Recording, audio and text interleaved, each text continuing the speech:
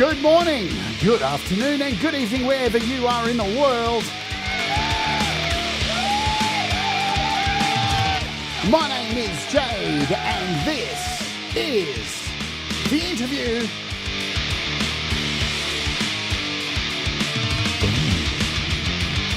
And today on the show we have Archer! Sunshine Archer's with us! What? We're going to kick it off with a song called Who Am I? Let's urge!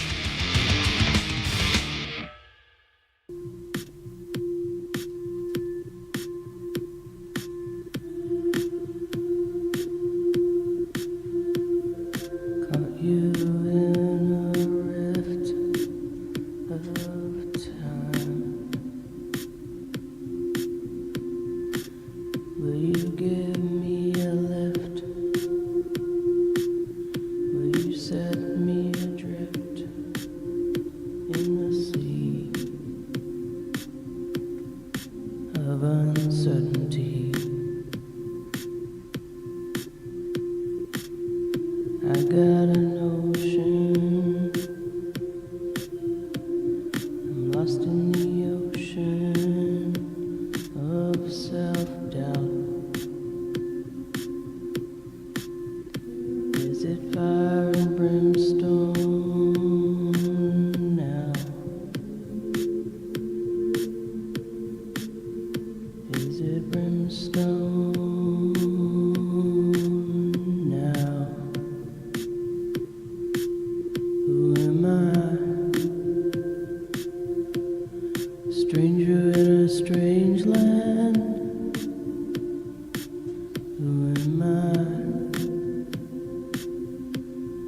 Stranger in a strange land. Land of the damned. Let's play kick the can.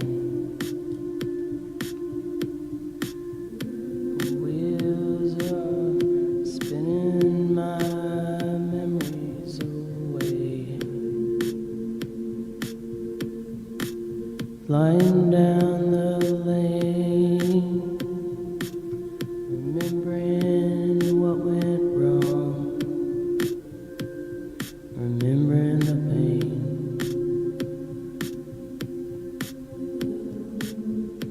Maybe tomorrow will be. Maybe the elder star will greet me like an old friend, kissing the shore. It colors with no wind. Who am I? Who was I yesterday?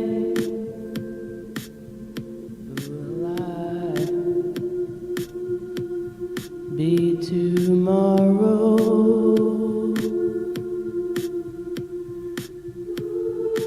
Maybe I'll never know.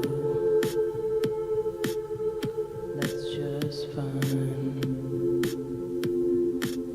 with me.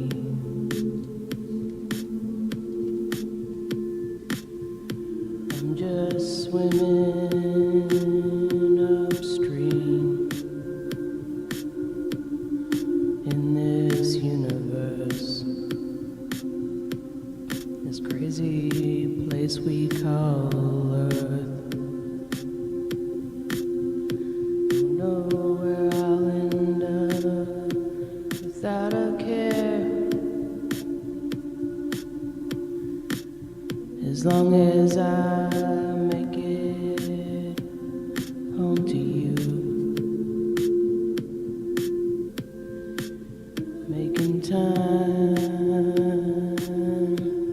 breaking time. I'll be just fine. Saltwater taffy skies, lines drawn in the sand, a Kenji shadow. understand who I am.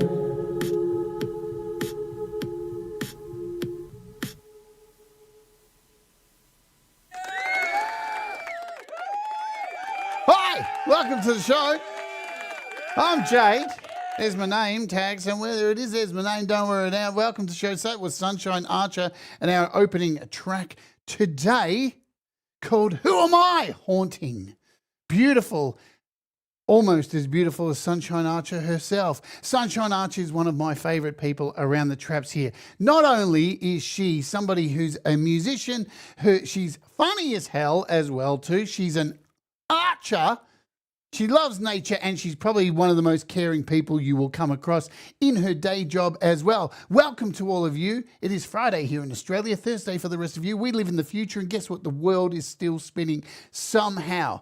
And I'm so happy that Sunshine took the time out of her day to come on this show, and we're going to find out a hell of a lot more about her today. In fact, she has actually shaped today's show. So when I ask people to come on these shows, I normally just give them the opportunity to send me the songs they want to send. I don't give them a brief, just send me the songs. So everything is handpicked by Sunshine Archer today. And she sent me during the week all these amazing photos, which I can't wait to share with you.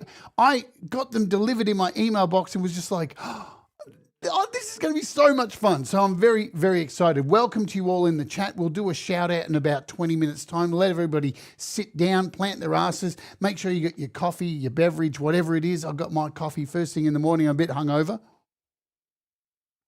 Got the DTs a little bit.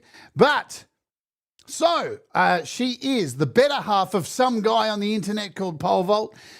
She co-hosts a show called The Weekend Warm-Up. She's got her own live stream where she plays music each and every week. She has 4 albums available. And as I said, she is just one of the sweetest people. And we're going to get to know her a little bit better today. So I can see her edging to get on the show right now. Look at her. She's on the edge. I can see her in the green room. She's so excited. We're going to bring her on. Thank you all for being here. Let's get her on without further ado. Make sure the applause are ready. Are we ready? We have our guest. Ladies and gentlemen, Sunshine Archer is with us. Let's do it. Boom. Hello. Yay, future. Yay. We're all still alive. That's what Thank you for having me, Jade. My pleasure. Thank you for coming on. Like I thought you would come on when I asked you. I wasn't sure, but I think we talked about this before the show. I had Pole Vault on it last year. I think it was last year. And I said I said I wanted to have you on the show, but at the same time I was like, yeah, like all people, it has to feel right. And I didn't ask or anything because I didn't want to follow up too soon. But you kind of watch people's progress as they develop, and just seeing you do your live streams, I was like, well, look at the balls on Little Miss Sunshine. Achoo! And I think it was the right time now. So thank you for coming on. Are you doing? You sound a little bit like me as far as using your intuition a little bit, and I'm very intuitive like that. And so I wasn't ready for a long time to do really interviews with anybody, and so I go a lot with my gut feelings, and and so we agreed to do Frank's stream recently, and that's at May 4th, and then right after that you asked me, and when it just all kind of came together, I knew, I was like, okay, it's time. So it's time.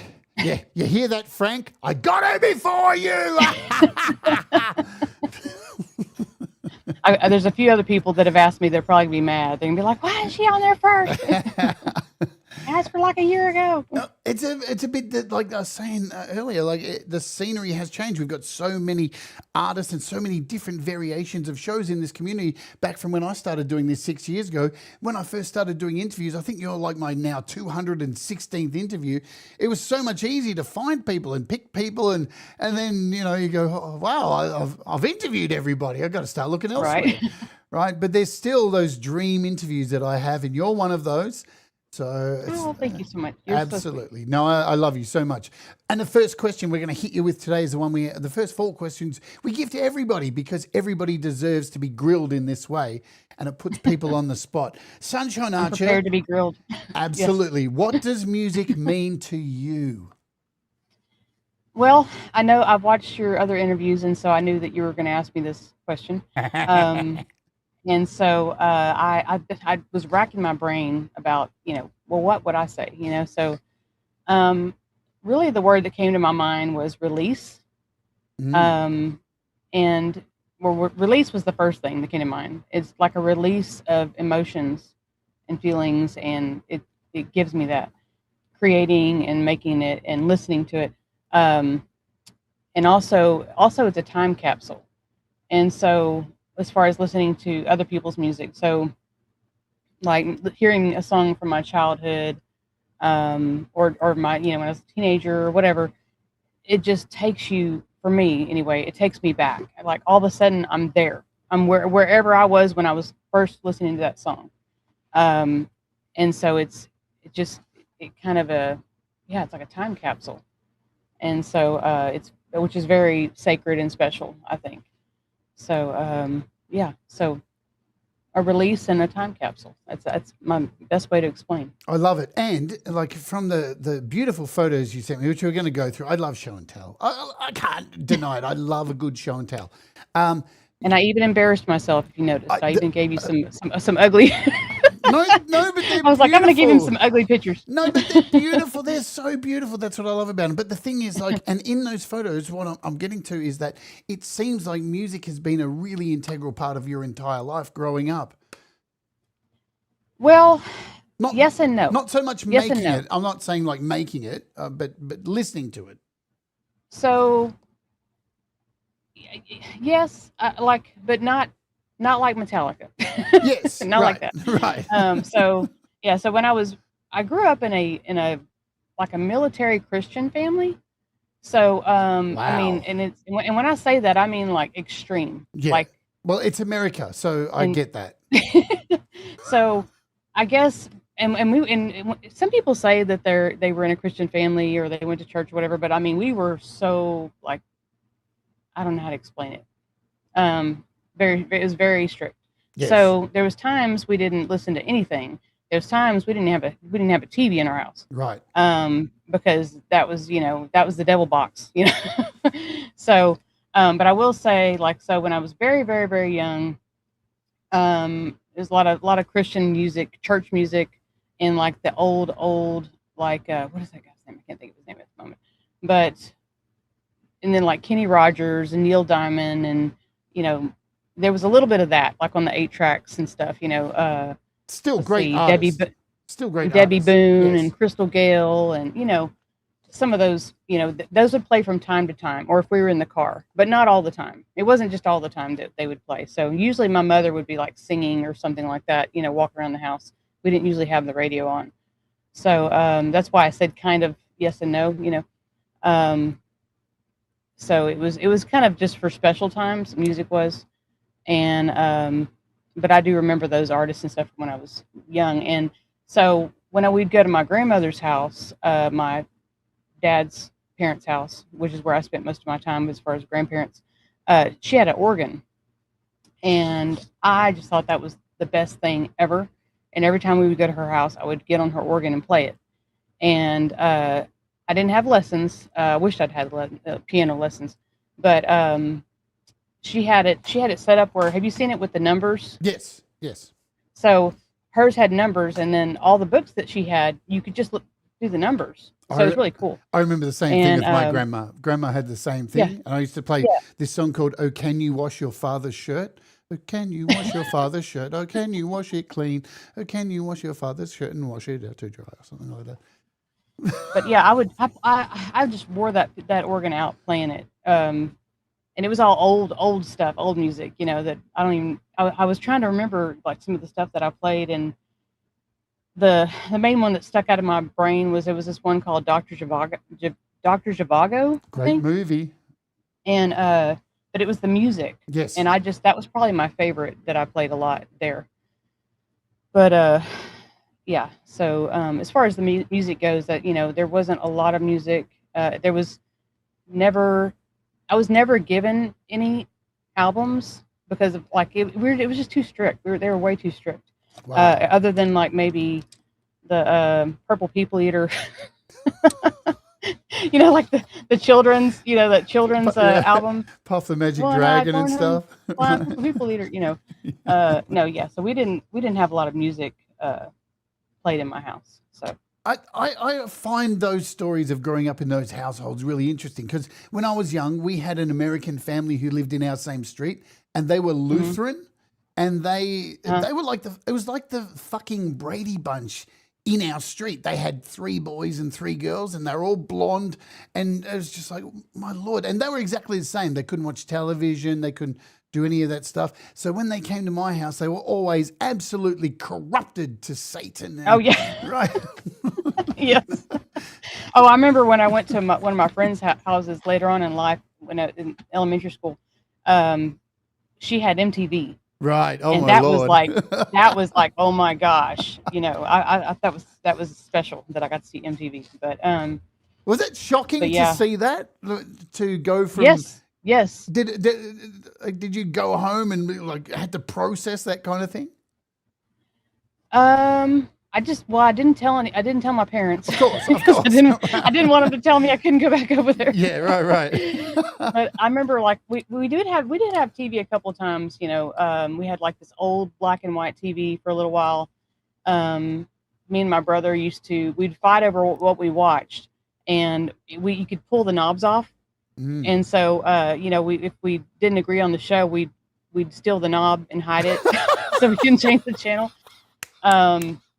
So we had that for a bit, and then this one time, 2 different things happened. So The Exorcist came on one night. It just came on, and I walked in the living room, and I was probably 4 or 5 years old, and it was just playing, and I think nobody was watching it. It was just like, I think my mom was washing dishes, and it was just on, and I just kind of walked in there.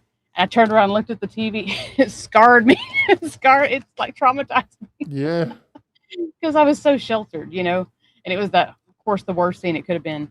And so that stuck with me for a while. And so that happened. And then there was another time where Kiss, which of course I wasn't allowed to watch or listen to Kiss, but Kiss was playing on some talk show, I think.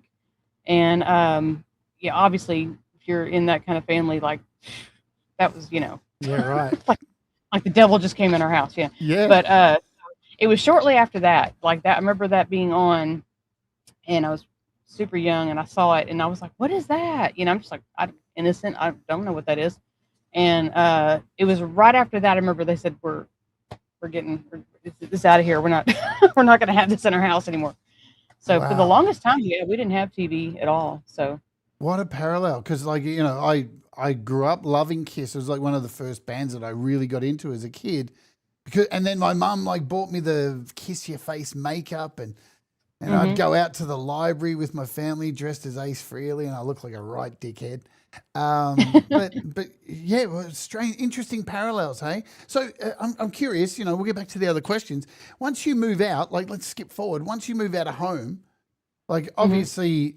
I don't know if it changes the whole time you're at home and you're going through school, and that's still the situation. But once you move away, does this open up a whole new world? Yes.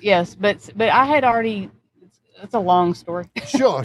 We got 2 hours. I had already before I actually left. I'd done a lot of changing, I guess, before that happened.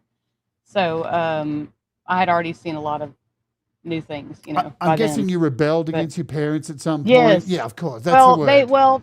I blame them because because there was a period of time, we're kind of jumping ahead, but yeah.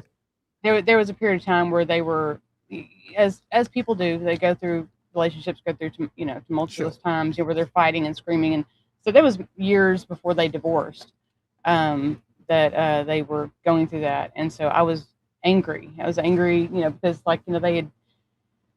kind of teach you, well, this is how things are, this is the way things should be, and then all of a sudden everything changes, and then all of a sudden it's not that way anymore, and then you feel like you're lied to. Yep. And so I went through that, and then I was mad, and then I'm like, this is just how I felt at the time, but I don't feel this way now. Sure. But but yeah, I was at the time I was like, y'all are liars, like you're just liars, and I'm not. Now I'm doing the opposite of what y'all are doing, because y'all are liars. But so I kind of went through that phase of my teenage. That was my teenage years. I think we all But do, right? As teenagers, we all like feel like we've been lied to. I remember being working out that Father Christmas wasn't real because I hid behind the sofa and then yeah, watched my dad put together my bike in the lounge room, yeah, and right. he was swearing his ass off all night, going, "Fucking, it won't go together." And I'm like, "This isn't very Father Christmas." Well, see, I have a bunch of weird stuff about that kind of thing. So we started out as a regular Christian family, say ages 0 to like 4 or 5 years old, and then my parents ran into these people at church, and so this guy and his wife, they become great friends with them, and he said, I'm going to start my own church. Oh, And he said, we're moving to Houston. We lived in Austin at the time, Austin, Texas. And he said, we're moving to Houston. I'm going to start my own church. And he said, I would love if y'all would come with us and move too, move your whole family. And I guess he got a bunch of other people to do the same thing. And so next thing you know, we're moving to Houston. Just picked up and wow. moved to Houston. Yeah. And, which is where I spent most of my growing up years. And so this man, I don't even know where to start. Such a long, He sounds a so bit many culty things. so far. Is he a bit culty? So, well, what's funny? What's funny is that because it was my reality in my life, and it was all I ever knew. Yep. Um, I actually didn't know that Of course. until Pole Vault told me. we were in a relationship, and it was I don't know if he told me before we got married or it's probably after. I don't know, but at some point we were talking about it, and he said, you were in a cult, right? Wow. Wow. And like I said, it was my reality. So I mean, and that was all I'd known, and so I was just like, what? Then I had to process that. I had to Yeah. really process that because I didn't know. But yeah, it was kind of like a cult, I guess you could say. But yeah, this the guy that I'm talking about. Actually, you can actually look him up and read about him because he's been on TV, Oh all kinds of stuff. shit. If you Google the Alien Hunter, Oh no. Daryl Sims, Oh, yeah, no. so that's him. But yeah, so he made this church, and for a long time I didn't even know what it was called. I had to one time I had to ask my parents. I said, these kids are asking me what the name of my church is, and I don't know what's the name. And so they said, I think it's a Church of the Firstborn, and I was like, oh, okay. So apparently that's what he called it. Wow. Now I will say, if you look him up, there's nothing. I don't think I've found anything listed where it says that he did this, but this is just what happened. So, but yeah, so we would meet at his house, and we would have church, and not just church, but we would go there all the time. Like our family and other families, it was probably, I don't know, maybe about 20, 30 people or so. But yeah, we were always with them all the time, and he basically told my parents that holidays were evil, and my whole life I had to. People were always asking me if we were Mormon, if we were like Church of Latter-day Saints, and I was like, no, we're not at all. And they were real confused, but I mean, I didn't know what to say, so apparently some guy, like he said, there was this guy named Nimrod, which I have looked him up, and he's a real person, character, whatever. So he made Christmas, evil. So I got Christmas taken away. I got Easter. So Easter, can't be about, rabbits and all that kind of stuff. It was only about God. So Easter was evil. And then, what else? Most of the holidays were made evil, demonized. And, so I think Thanksgiving, we were allowed to celebrate Thanksgiving, and 4th of July. I think we could do that too. But everything else, like, so when I was in school, my parents were like, yeah, we're not celebrating Christmas anymore. That's over. And I was about 5 or 6 when that happened. And, which that was pretty rough to be that age and be told that. And so you're in elementary school, if you can imagine. And they're having Christmas parties or Halloween parties, or you know how they do. And my mom would have to come get me out of class. That sucks. Yeah. And everybody'd look at me and go, like, why is she leaving? Like, what's, you know, and I just, it was awful. It was awful. But that was my life. That was just, you know. Do you love Christmas now and Easter? So what I did, you know, fast forward to when I had my own children, because I resented that so badly that they did that, and took that away from me. Because now I'd know all these people I know have all these memories that it's so hard when people go, oh, I remember this during Christmas and that during Christmas. It's such a wonderful time of the year. And I don't have that. I can't understand that. So, which is not their fault, but I'm just, so when I had my own children, I tried to make my own memories, and I went over the top. Yeah. And so we would like, you know, our yard would look like a landing strip. Yeah, fuck yeah. I would put as many lights out as I could, as we could stand it. You know, it had huge tree. And I mean, we would just go nuts, you know. And so, I couldn't tell by the lighting and everything behind you right now. Yeah, there you go. There you go. There you go. I hadn't even put that together, what you just said. That's funny. Yeah, but yeah, maybe that's why I do that. I don't know. But yes, yeah. So Halloween, everything, we over the top, you know. So I wanted to have fun, and I wanted my kids to have those memories that I didn't have. That's beautiful. I'm glad you got Christmas back, because, you know, I think as we get older too, you know, we look at stuff like that and go, no, it's a bit of a commercial thing. And it's like, yeah, sure it is. Like, you can't deny that. But do you want to be stuck in a world where you just can't have fun? Like, who cares? Whatever. Like, the money's not going to be with us forever. Children should be totally. I think children should be allowed to have. I mean, because, you know, being an adult can really be, you know. Let me find the effect for being an adult. I think I've got an effect for it. There we go. Yeah, so it's not always so fun, and responsibilities and things like that. And so yeah, so let kids be kids. Let kids be kids. Let them have joy, you know, and that's all I'm saying. But I love it. I love it. So, look, Pole Vault's, shut up, get out of the crowd. He's saying that I'm regretting this interview. Go away, Pole Vault. You're not welcome here. You've already been on the show. But that guy that the guy was talking about, yes. So he had all kinds of exotic animals at his house. Oh. I could go on. That's probably a whole nother show talking about him. But you would have loved that because you love animals. Well, oh, hang on. Yeah, I mean, yeah. I mean, well, so he had Burmese pythons that were about 20 feet long. Right, that's cool. And and they were probably like, you know, like big, big around. Yeah. So my best friend, his daughter was one of my best friends that I grew up with, and her little brother that was a lot younger would literally lay on the snake's back, and these snakes would be roaming around their house. Nice. I mean, literally just roaming around the house. Yeah, that's cool. I love snakes. So I mean, that was just the way it was. And then let's see, he had I sent you a picture of that. So he had a Bengal tiger he raised from a baby. And then let's see, he had a mountain lion. So the Bengal tiger was Christina, the mountain lion was Kawana.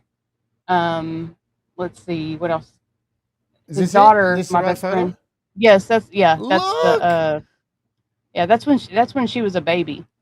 But she got huge. I mean, enormous. Of course, she's a cat of prey. So I was actually in the cage. I wish I had a picture of that, of me in the cage with her when she was grown. Of course, that was probably pretty dangerous. But anyways, I digress. Don't try this at home, children. Right, exactly. Let's see, my best friend, she would always rescue like crows and stuff, and we would help to, you know, sick animals and things like that. We would play in the forest all the time. That was our playground. Make clubhouses, and this one time we climbed this giant tree. It was I think it was a pine tree, but it was, I don't know how tall it was, but you could see the entire forest. It was that tall. And all the trees there were tall, so if you can imagine. Yeah.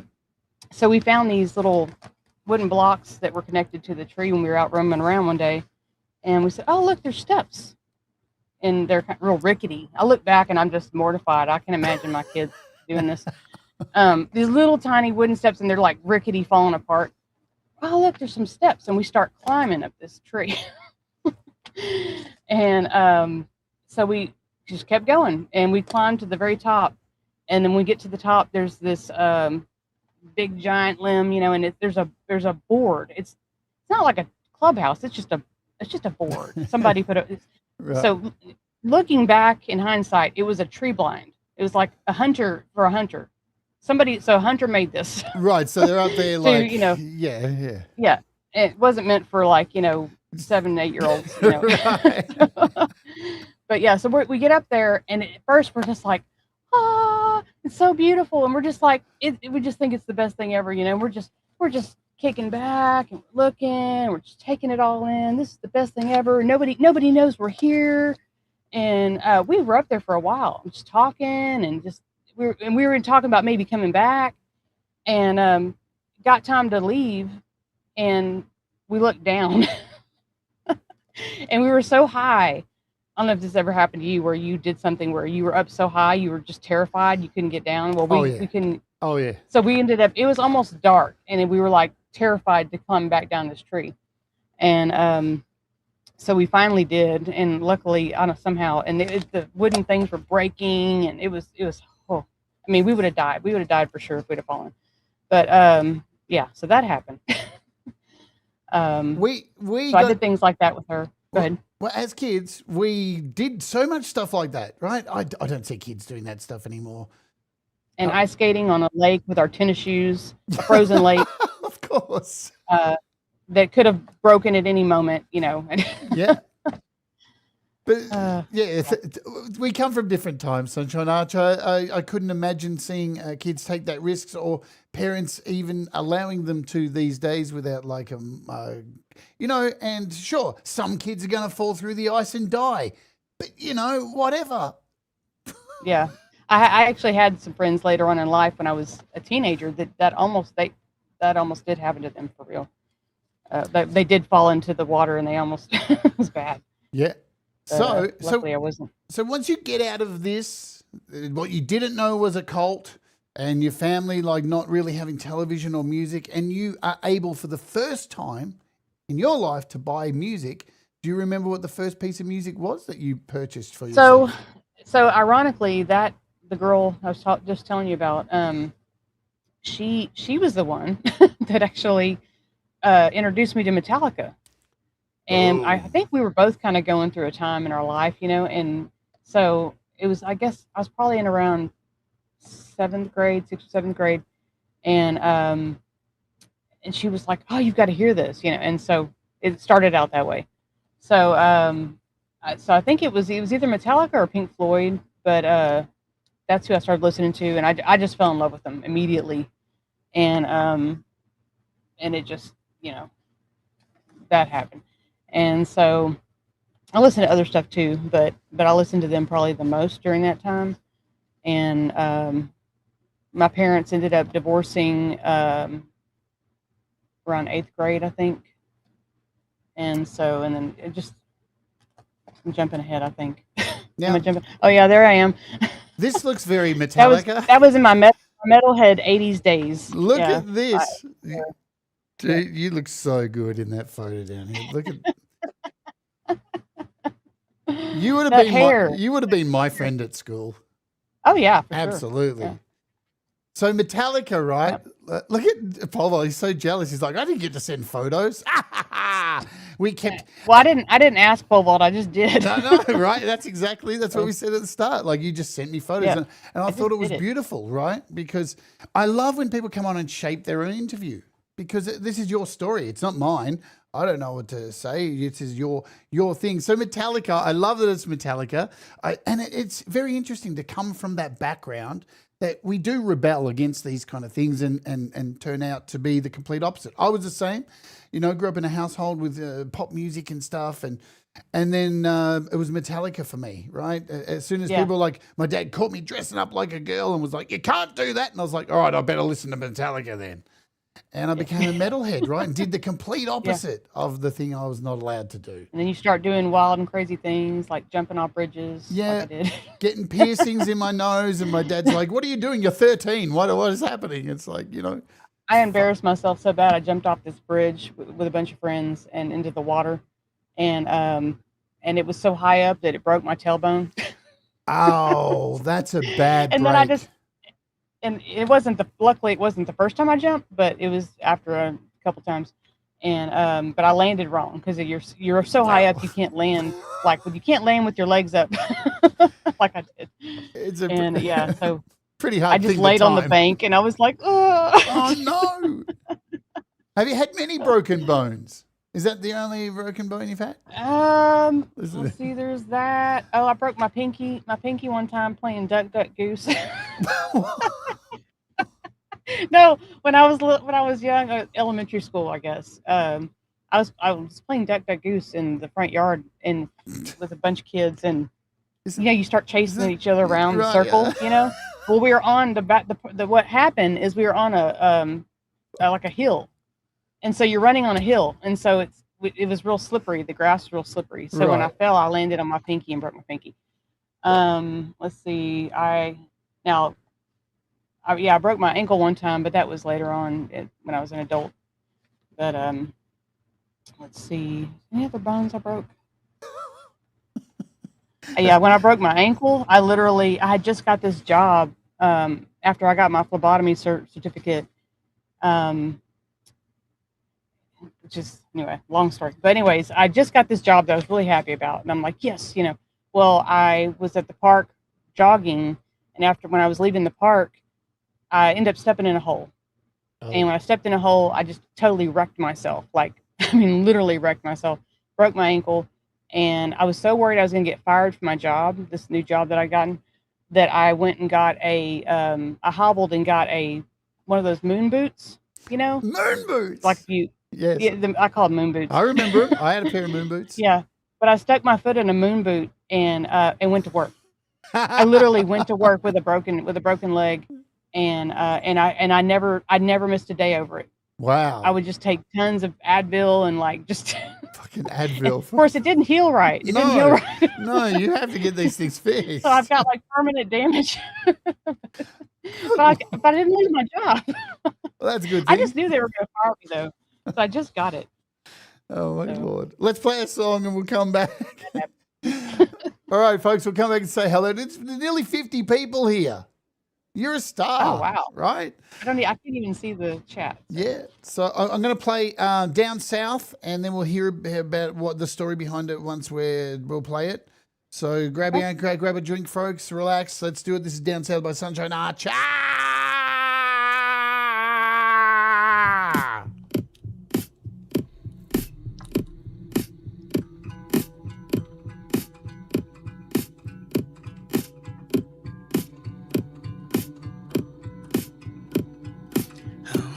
Down south, feel the south wind call. I wanna go down south, feel my back against the wall. I wanna go down south, feel the woods are calling. I wanna go down south, smash my glass against the wall.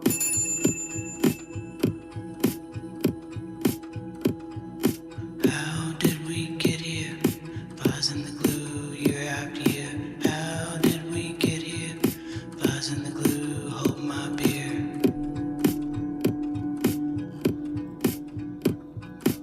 175 is fine. Pink buffalo, Jumanji vine. Underneath the stars, sit around the fire, it'll be yours.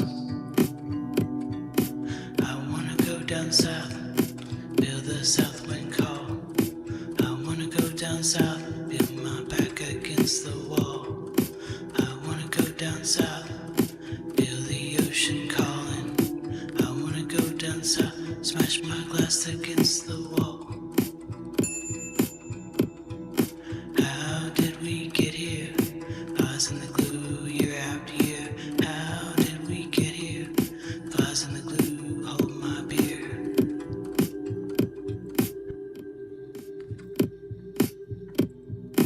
At 35 twos in, don't talk to ride.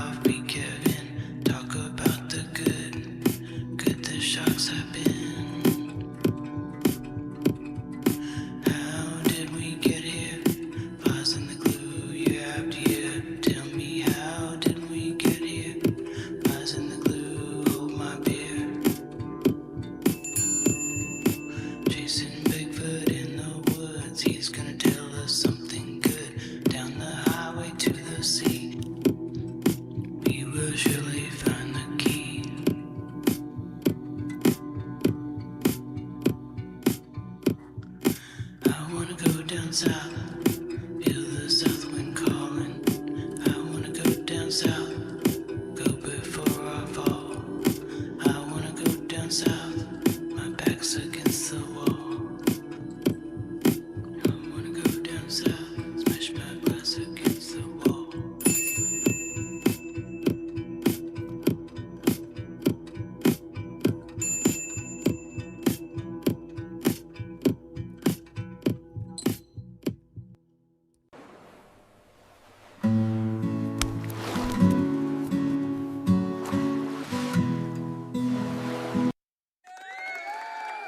Yay! Let me bring you back on the microphone.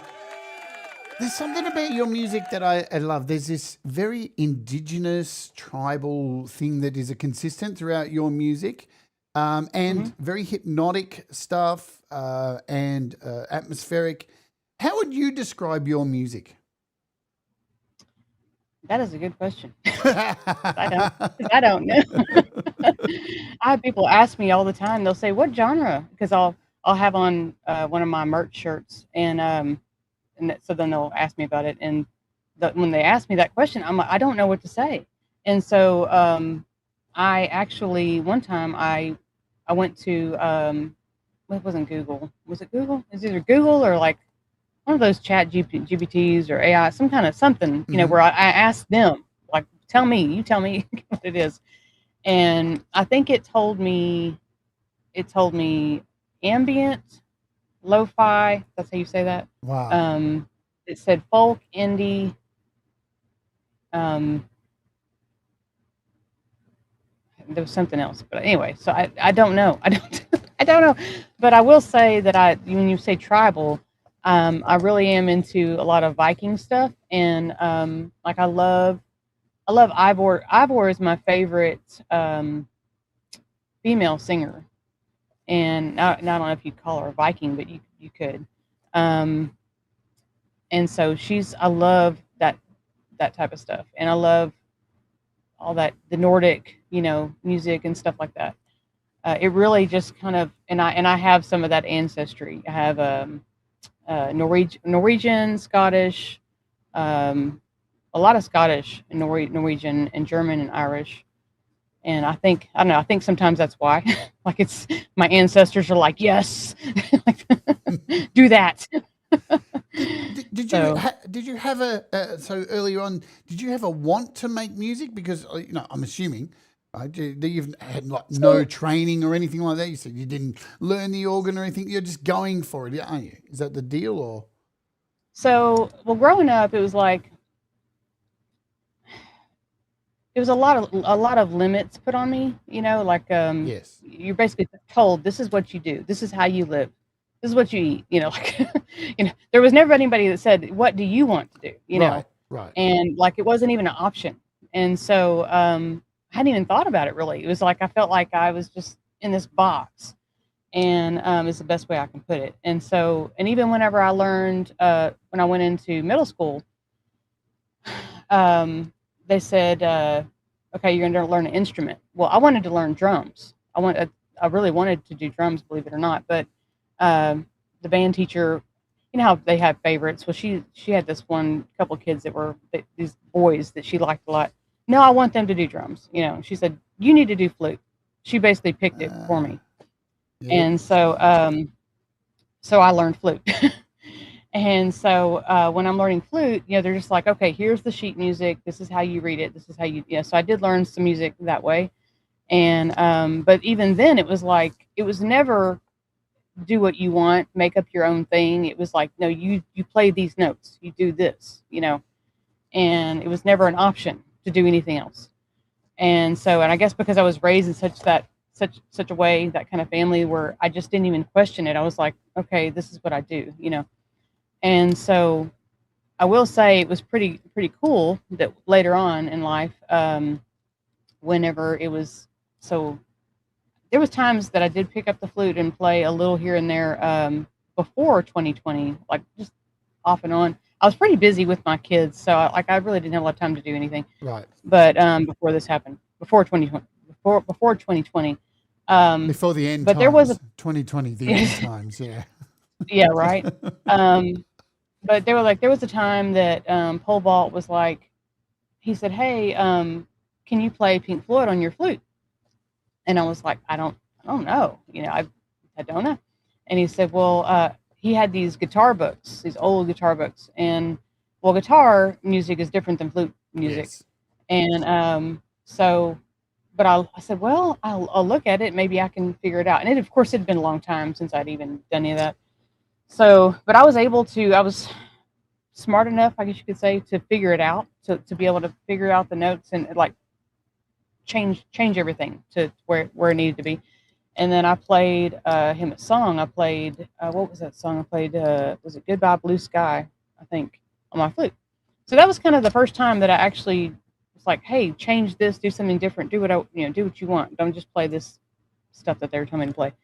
And then so after 2020, after he had started doing YouTube and his music, and then I kind of came into the fold. That was really the first time during that time that he was like, well, can you just put some flute in this song, And I was like, what do you mean? Just put some flute in this song? What do you mean? Just put some in there. And I had to, and I was like, this is amazing. This is amazing. I can do what I want. I can do my own music. It was like, that meme where you're mind blown. So yeah, so that was pretty cool. That realization of like, wow, I can actually do what I want. And then not only that, but he's so cool, and like, we can take all these sounds and use all these things to make these sounds, and it was a whole new world, And so yeah, that was really cool. That was really cool. Like you could get a glass of water and rub the top of the glass and make it go woo woo woo, and record that into something, and then I mean just all these, it's endless. It's endless what you can do to make music. I love that you talk about music like that, because that's the thing, right? With most things, we're told this is the way it has to be done. This is the way it has to be done. And I think there's some of the most memorable musicians in the world who stand out as icons and such are the people who went, no, fuck you. That's not how music goes. I'm going to do it my way. And that is it. Like there's so many people like Pet Shop. What I'm saying, I'm thinking the Pets, the album, what are they called? What is he talking about? Anyway, but artists think outside the box and do crazy things with, like you said, with glasses, water filling up. There's so many. The Pet Sounds album by the Beach Boys. I have a medicine bottle with googly eyes inside the medicine bottle, and I literally, I don't even know. We were at an estate sale one time, and I'm always looking for. I love looking for weird things. Anything different and weird, just something you would never find in a store. Well, I found this medicine bottle at an estate sale, and it had googly eyes, like I guess for arts and crafts, I guess. And I'm like, there's googly eyes in this bottle, and then I went, I started shaking it, and I was like, oh, I could use that in my song. So I'm weird. I think that way. So no, I think that's really normal, because I mean, music has stories to tell, and not only vocally, right? Music has stories to tell in the way it was created, the way it was put together, what instruments we use. This is why interviews and stuff. This is why people are fascinated, I think, with artistry, because you want to know the story behind it. How did it manifest? Who are you? What is your story?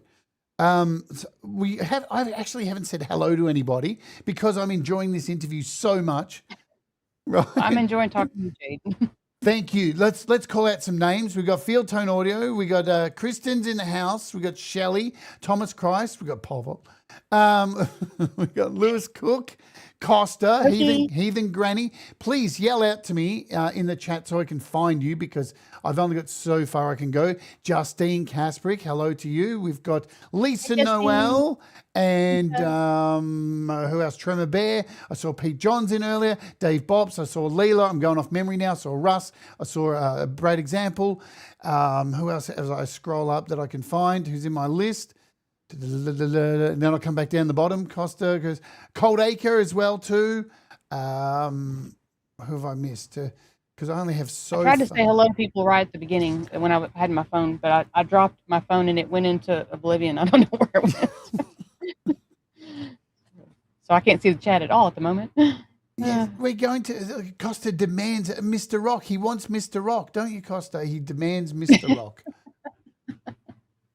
Look, there's so many things we can cover today. Mr. Rock is on a secret mission right now, so he's not here. I saw Laurie, and I now see Chimp Bonobo Continuum as well too, whoever that is. James Myers is here as well too. Kubrick Lover, hello, Brian. Who else? Russ, there I see Russ as well. Barry and Joe Glenn, they're both here as well too. Look, there's so many people here. I'll try and call people out everybody. as we go. Thank you for being here. Let's play show and tell for a bit. Okay. All right, we're up to the show and tell section of the show, folks. I'm excited for this. And Pookie's here as well. Okay. All right. So we've got photos. You've sent me a whole lot of photos. Now, they're in no particular order. They just saved as they saved. So it's not going to be in order. I'm not that clever. All right, so we'll just go through. I couldn't find. There was one of them I wanted to find so bad, and I couldn't find it. I don't know where it is, but. You gave me such a good selection. All right, so you can. I'll slide through them, and then you can describe them and tell me what we're looking at. All right, how's that sound? Okay. Should we have Should we have a timer, a buzzer round, or something, where we run out of time and then go? So we don't get too distracted. Exactly right. All right, so let's do it. We're going to go. Are you ready, folks? This is our photo section, the show and tell section, and here's our first photo. Go. Look at those. Oh, that's at the lake. Me and Pole at the lake. I think we were on a paddle boat there. We got a paddle boat for I think it was $100, and we were just having a great time paddling around the lake with it. So yeah, that was a fun day. Do you guys? And we're fishing too. We had little fishing poles. Well, you both love nature. So do you get out enough since doing this shit? Not enough. We used to go fishing a lot, and there was so his boss had a boat slip, and at this place down the way, and so we could go there. There was a time where we could go there anytime we wanted to and go fishing there. If we wanted to. We didn't even have to take the boat. Just go fishing, and so that was very convenient and nice, and we had a lot of good times there. But the boat is there. It's a long story, but a tornado hit the thing, where it was at, and then it was all this construction. So anyway, we can't go there anymore. Long story. But so we don't go, and there's just a lot of places that have closed down. Like they put big fences up everywhere here around the lake, which is kind of odd, kind of sus that they have done this because you used to be able to get down to the water like in a lot of different places easily, and they have changed that. So do you know why I think they're doing it? I have a lot of theories. I'll tell you why. I'll keep most of those to myself. Because they are protecting Bigfoot. I like your theory. I like your theory. All right. You think I'm right? I think I'm right. So. I like your theory. Yeah. So what's going on here? The loving couple? That's just a picture that I like of us. It's a nice photo. It was I think it was at a birthday party. Yeah, with the grandkids. Yeah. I just really like that picture. I like it because I know Pole Vault's hating this every moment of it. I love it. Oh. That is my daddy. Me and my daddy. Yeah. You look stunning. Thank you. Look at that. And I wish my ex-wife looked like that good when I married her. Yeah. Well, do you have good memories from this day? Or was it? Yes. Yes. Yeah. I'm trying to think here. Got off. Mine wandered off. Let's see. Okay. So when we drove, we had this wedding at a little tiny church in Arkansas, and it was like his mother's church at the time or something like that. And she wanted to have it there, and she wanted to decorate it, so that's why we did that. But so on the way to the church, on the radio, we were driving this Oldsmobile, this ugly Oldsmobile we had at the time. We called it the Sabotage Mobile because that old video where it's like sabotage, that song. Yeah. Well, it reminded us of that. That's something like they would be driving and jumping the hills and stuff. But anyways, so we're driving this big clunker, and we got the radio on, and Alanis Morissette is singing "It's Like Rain on Your Wedding Day," and it is raining. Perfect. On our wedding day. So that was a memory. That was a memory. And then, yeah, we get there and let me think. Everything went well for the most part. And then when we left, I think pole vault was he was we'd been there for a while and he was just like ready to go. And this is a church, right? And I think at one point he like yelled some like profanities because he was like, "We gotta go," Of course. but and he wasn't really thinking that like we were at a church, but so it just came out and everybody just was, so I remember that.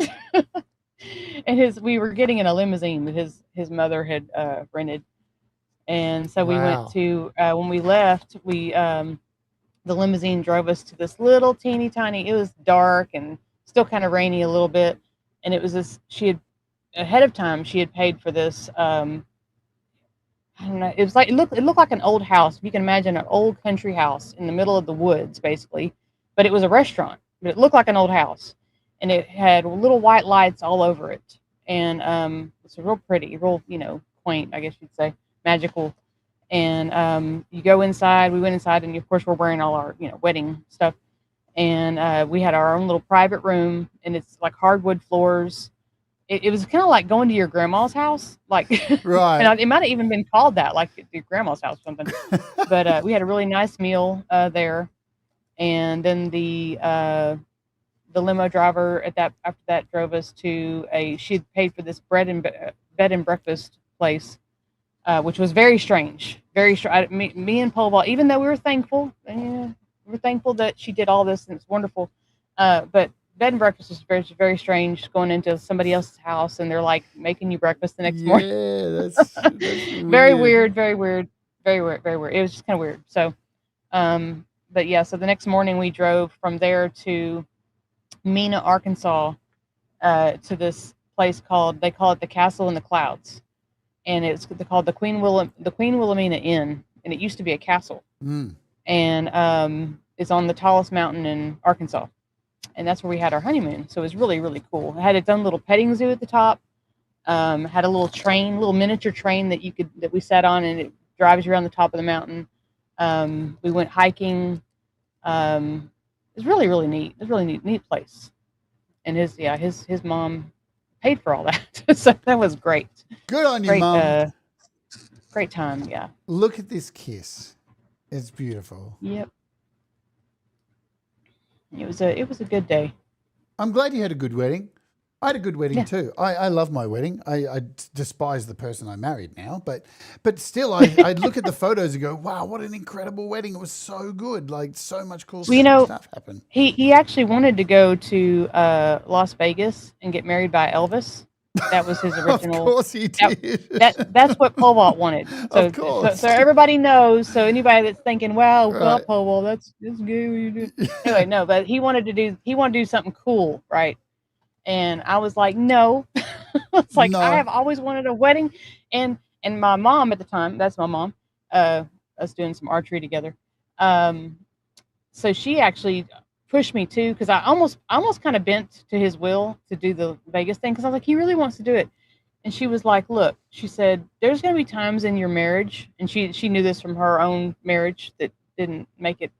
There's going to be times in your marriage where it's not so fun, and y'all are not, you aren't so happy, and all that kind of stuff. Yeah. And she's like, so during those hard times, which you're going to have, eventually, she said, I used to open up my wedding book of me and your dad, and she said I would remember the good times, and she said sometimes just having those pictures would kind of get me through some of those times. Right.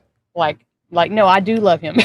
I do love him, and I do want to be with him, and he is a wonderful person, And so anyway, she was just like, trust me. She was like, trust me, you need the pictures. And you need not just pictures, but the memories. Wise advice. Yeah. So that was another reason why we did it. So. While we're going through these photos, we're going to bring up these because you are, in your name, Sunshine Archer. And I learnt a new word, a toxophilite, which is an archer. It's somebody who's not necessarily, because you could be an archer and not necessarily love archery. Right. It's somebody who. But it means somebody that loves archery. Right. It's somebody who's like fetishizes archery.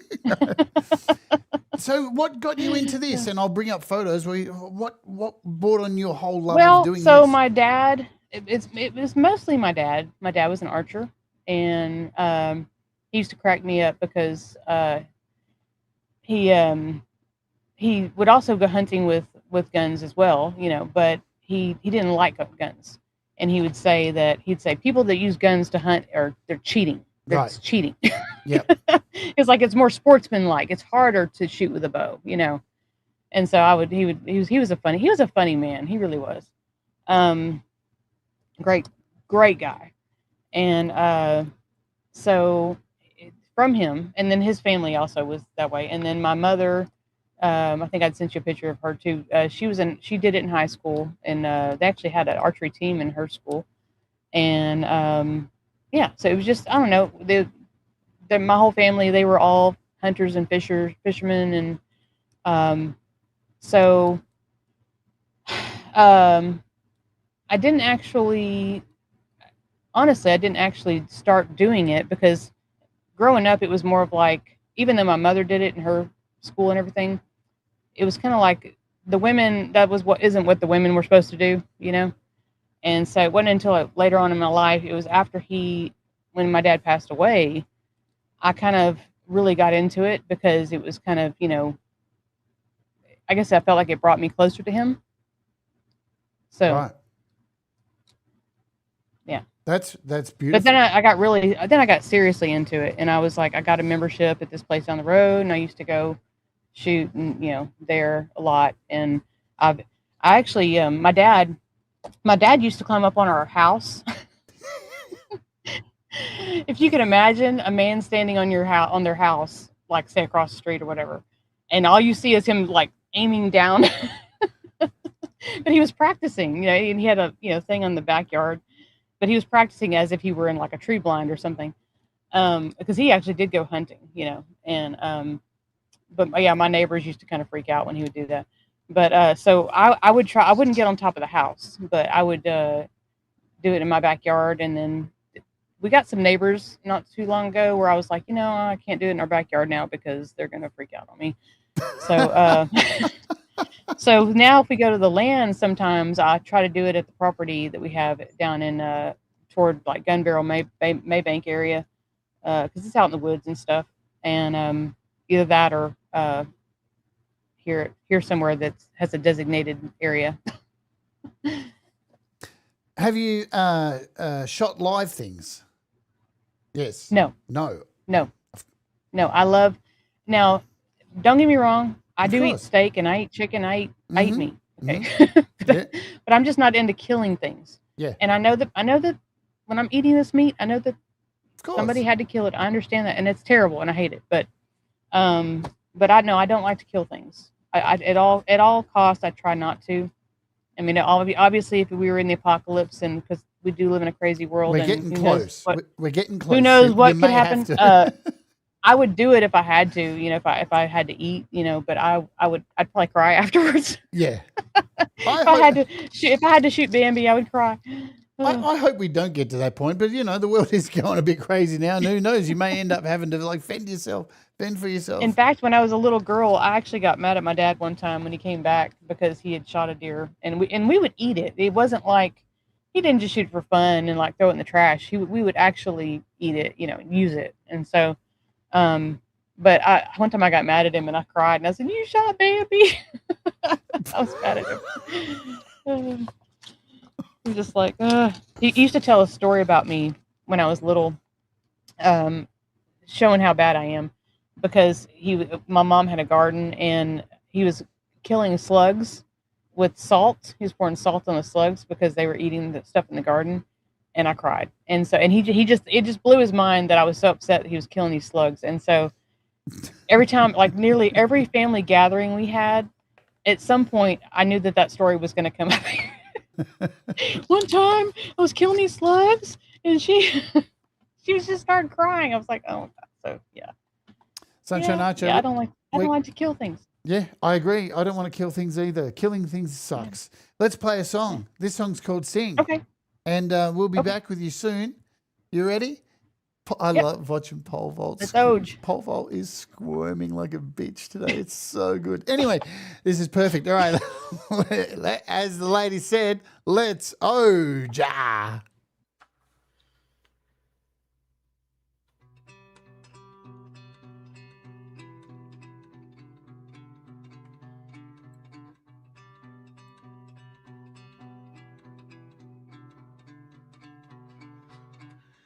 Life is so unpredictable. Never know what tomorrow will bring. There's one thing's for sure. There's always a song to sing. Songs about beginnings, songs about the end, songs about heartache when you can't find a friend. So I'll sing, I'll sing. So I'll sing about the birth. I'll sing about the death. I'll sing about my worst day. But don't forget that I'm your friend. Songs about peace, songs about war, songs about yesterday's gone. Looking through that door. So I'll sing about good times. I'll sing about genocide. I'll sing about regret. But I'm so glad that we met. Winds of change are blowing as the music heals the heart. You might not know which way you're going while we're apart. So I'll sing, I'll sing, I'll sing, I'll sing.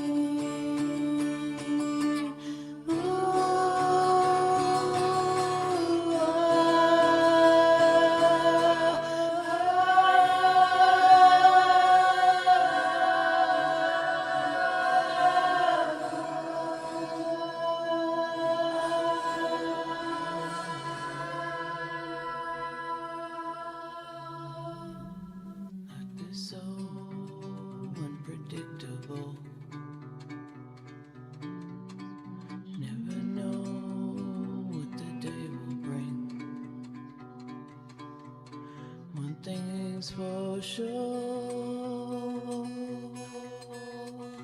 there's always a song to sing.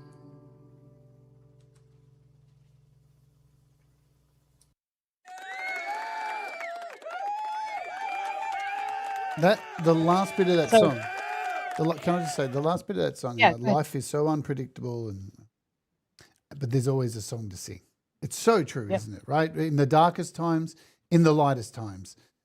Well, and it's a release. Yeah. So to me, and so when whether it's something horrible or beautiful or great, it's I don't know, it's an outlet. Yeah. I was going to say that in that video, there's the part where she's walking through that cemetery. I tried to mold that to look like Père Lachaise Cemetery in Paris. Have you ever know about Yes. that, or have you been there? I haven't been there, but I know the cemetery. I love cemeteries. So if you I ever did. get a chance to go to Paris and visit that cemetery, Père Lachaise, do it. It is, oh my gosh. When I went over there, I got to go over there in 2020 before everything. We didn't know everything was going to shut down, but we were there February before it was almost right before like the shutdown. But that was one of the places that I went, and pole vault was working we did get to spend one day together, and actually we got to go to like the catacombs, which is really cool. And we did some stuff together. On his boss let him do hang out with me one day, but the other days I was by myself because he was working. Sure. And so so one it was no actually I'm sorry, I went back, so it's 2 days, because it's such a huge place. I mean, you can't see it all in one day. It is like the most beautiful place ever, like ever. I wish I could go there every day. Um, but yeah, so that's uh that's what that was supposed to look like, was that cemetery. It is just amazing. It is, I can't say enough about it. Unless you see it, you just don't know. Absolutely. And I remember when I was doing Walk With Me, I did a cemetery episode. And after I did that, I had another 4 cemeteries I wanted to go to. I bookmarked. Hmm. And then I decided not to do it because I thought maybe people would think I was a bit morbid. But I find such solace in cemeteries for some reason. Like, Oh, it was there's just so it many was stories that are going on there. And yes. it's, yeah. It was just so beautiful and peaceful, and good exercise. And I got to see Jim Morrison's grave, and there was lots of famous people buried there. Yeah. Um, but the oh my gosh, it's all Gothic, giant, enormous, things everywhere. Um, just it's just amazing, amazing. Yeah, And I did kind of think about that because at the time we used to have Facebook a long time ago, and then that's a whole long story. I was going to say the videos used to be on Facebook because I did take some videos at the time and post them. And I remember thinking at the time that I thought, I wonder if people are going to think I'm just weird and morbid because I'm walking around the cemetery. But it was just, y'all just don't know. It was wonderful. It's a great place to go. yeah, and like when you go there too, like it gets you thinking about so many things. Like I know I used to just go to them and just walk around randomly when I was feeling Hmm. down because you start to think about architecture and the way things were Oh yeah, made and compared to today how things are made. and the And stories. yeah, There's stories with everything. there's one in New South Wales in Sydney where I used to live. It's behind this old church in Newtown. And it's full of children. That's all it is. It's really small Yeah. and it's just full of children. And I used to walk through there just to free up my mind. And then I wanted to find out why are there just children in here. And it turned out it was when Captain Cook first came here to Australia, landed on Botany Bay. Then everybody landed here and they're like, yeah, we've found this new place. And all the children got sick and all died. And just, if Wow. everyone's children died and they just buried them there. It's like, oh my God, how brutal to have an Wow. entire group of people just all lose their children. Heavy stuff. On on the last day that I was at that cemetery, I came out the doors, and when I walked into, I didn't even know where I was. I would just go adventuring, exploring, not knowing anything. And I came out into this area, and there was some restaurants. So I thought, well, I'll go get a bite to eat. So I just go into this random restaurant, and it's funny because although I can count to 20 in French, Not I did not take French, and so nice. I couldn't really speak to most of the people there. And so basically, I would go every restaurant that I went into. What I would tell them is I would say, because I couldn't read anything, I would say, "I'll have the fish." Have the fish, and they would bring me fish, and I would say vegetables, fish and vegetables, and and then I would usually get some kind of beer, a beer or wine or something, because you're in Paris, of course you are, and but I had a nice meal. Well, I came out of this restaurant, which was wonderful, and that day, and when I walked out, all of a sudden the street just filled up with people. And there's car before there's cars, going through. Well, all of a sudden, people start walking in front of the cars, and I'm like, what is going on? I didn't know if I should be worried, concerned or whatever, and just people just start flooding into the streets. And next thing you know, you hear like drums and all this stuff going, like music in the distance, and I'm like, what in the world's going on? Because I mean, 1 minute it's just normal, nothing's happening, cars, zooming around, and then all of a sudden chaos. It's basically like a party just exploded where I was standing, Right. and a parade comes in. It was literally, yes, and this guy comes up to me. He's like dancing with his drum and beating his drum. I'm like, what the fuck? And it was really cool though. It was some kind of like for Mardi Gras, kind of a Mardi Gras kind of thing that they were doing. But it was weird because like here in the States, if we have something of that nature, you have, like police will come in and they block off the street. It's like a Sure. big production. They Yeah. would block off the streets and you have Everyone needs a security permit and all that stuff, right? yeah. There's all this red tape. Not this place. No. No. It was just like party. It just shows up. It was crazy. It was great though. It was a good memory. I love the randomness of life with that kind of stuff, and you're in the right place at the right time to experience those moments, right? It was really wild. Yeah, it was wild. Sunshine Archer, I want to ask you now. I think it's fair to say that you love nature and animals and all that kind of stuff. We've seen you out fishing and stuff like that. But there's another side to you which I'm not sure everybody knows that. But you are a home health nurse, and that to me really helps me understand why you are so kind-natured and come across very kind-natured, because that is an incredibly important role. Anything to do with volunteer work or putting other people before you is incredibly honourable, in my opinion. I've had the pleasure to do volunteer work for people with HIV and dementia, and it is, for me, I found it very, very rewarding, and it changed my life and made me a much better person. How do you Have I done anything like that? how do you compartmentalize doing that? Because you need to be a very strong person. You need to have care, and you need to have somebody to be able to unload this stuff to. How do you work within that framework without going bonkers, is what I'm asking. Swallow your emotions. Well, but you've got to have a release, though, don't you? Right? You've got to have some kind of outlet. Music. Well, there it is. Right. Yeah. No, I kind of did go bonkers a little bit, but yeah. Yeah, well, everybody does in that industry, right? And it's the care that you have, the team with you, hopefully, that see it, and you feel comfortable to say, hey, I'm losing my shit here in it. Can I get some time to fucking get me back? Because it is very brutal. And I think anybody who hasn't done it wouldn't understand how much it takes to care for people. Yeah. Yeah. I as far as how, I don't know. I mean, other than, like you said, so pre-music, before I started creating music, well, I was pretty busy with my kids most of the time. Sure. So it was a distraction. So I didn't really have time for anything. They're kind of like that, kids, aren't they? Well, and they were always busy. I kept my kids. I was so afraid they were going to go down the wrong path, which we won't go into that because I don't want to talk about them. But I tried to keep them busy. So like, okay, put them in baseball, ballet, sports, karate. Our whole family did karate. Which I think you had that picture too. But so when we say busy, we stayed busy. Yeah. We stayed busy doing all those things. We're just constantly doing extracurricular things, and their schools were always wanting something.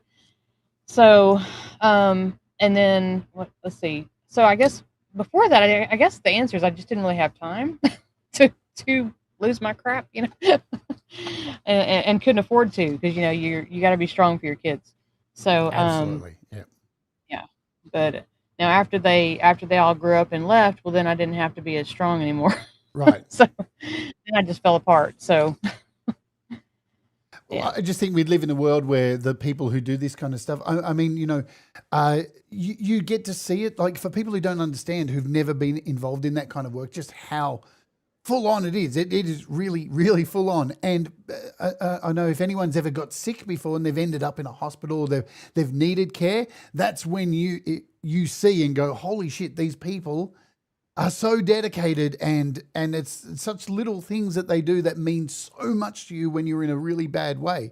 So this is why I think it's anybody who takes on this kind of role is should be given medals up the wazoo. You should be given Donald Trump's Peace Prize that he stole from somebody else.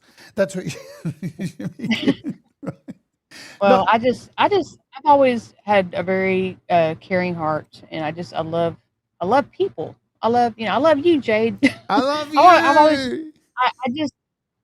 we're all in this together. Yes. You know, we're all in this together, and we should all. I think we should all try to help each other. You know, as much as we can, and not just people, but even the animals, the everything. We should all just what can we do to be more kind and be and help somebody. That's what life's about to me. You know, just being kind and helping people. You know, so uh, if we all just focus on what we could do, ourselves, what we could do better to do our part, the world would be a better place, I think. Absolutely. I agree 100%. Now, I showed you this photo here. Why do I get almost Mighty Morphin Power Rangers going on here? There should have been. I don't know if one of the pictures might not have went through, but because Let me find it. I think I might have tried to send too many at once. But no, that one's fine. I don't know. They just did it that way. I did win a medal in bow staff during that time. It's an awesome picture. I love it. I want this. It's kind of crinkled up. It's old, obviously. Yeah, but, obviously. I'm looking. I was digging through all the old pictures. It's like I gotta hurry up, try to send this to Jade. I'm looking through. This is see, some of them I may not have got. These are what I and have. how that even happened. How we even got into karate was because my daughters. So my son was in baseball at one point, and then my daughters were in like ballet and dance, and then they were like, I don't want to do ballet and dance anymore. And so it was kind of a crucial time, and I thought, well, there's cheerleading, and I just all the things. Like I got nothing against people that are in cheerleading. I've just known a lot of people that I just didn't want that life for them. Sure. And so I was like searching, trying to find something that they could do. And then I found the karate, and I thought, well, that'd be good, like self-defense. And they're girls and everything that could help them. And so I put them in, the two girls, and when I did that, the instructors said, well, because they knew that we had other children, and they said, well, if you put in 3 or more children, that you and your husband can come for free. Now, of course, they said for free, but that was a lie. That was a lie. Of course, they got to get you there. So they sucked us all in. So our whole family did it. They didn't tell you. What they don't tell you is, so they're saying like the monthly costs are free, but we still had to pay for like all the gear, all the pads and the weapons and the.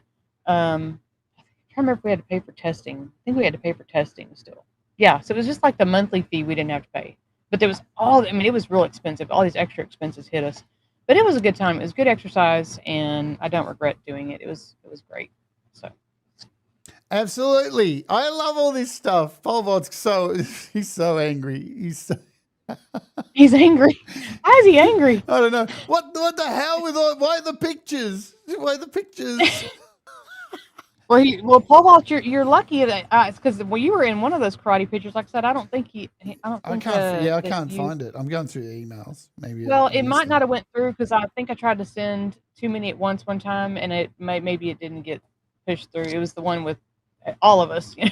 I want to show you my favorite photo you sent. This one. Oh my gosh. So I wanted to post an embarrassing photo of myself that was the first one that I found, and it was all dusty. So it was, I had taken it with my phone or something at some point, and so that's why I couldn't even clean it off to fix it. But I found it, and I was like, well, that'd be something to laugh about, on Jade's show.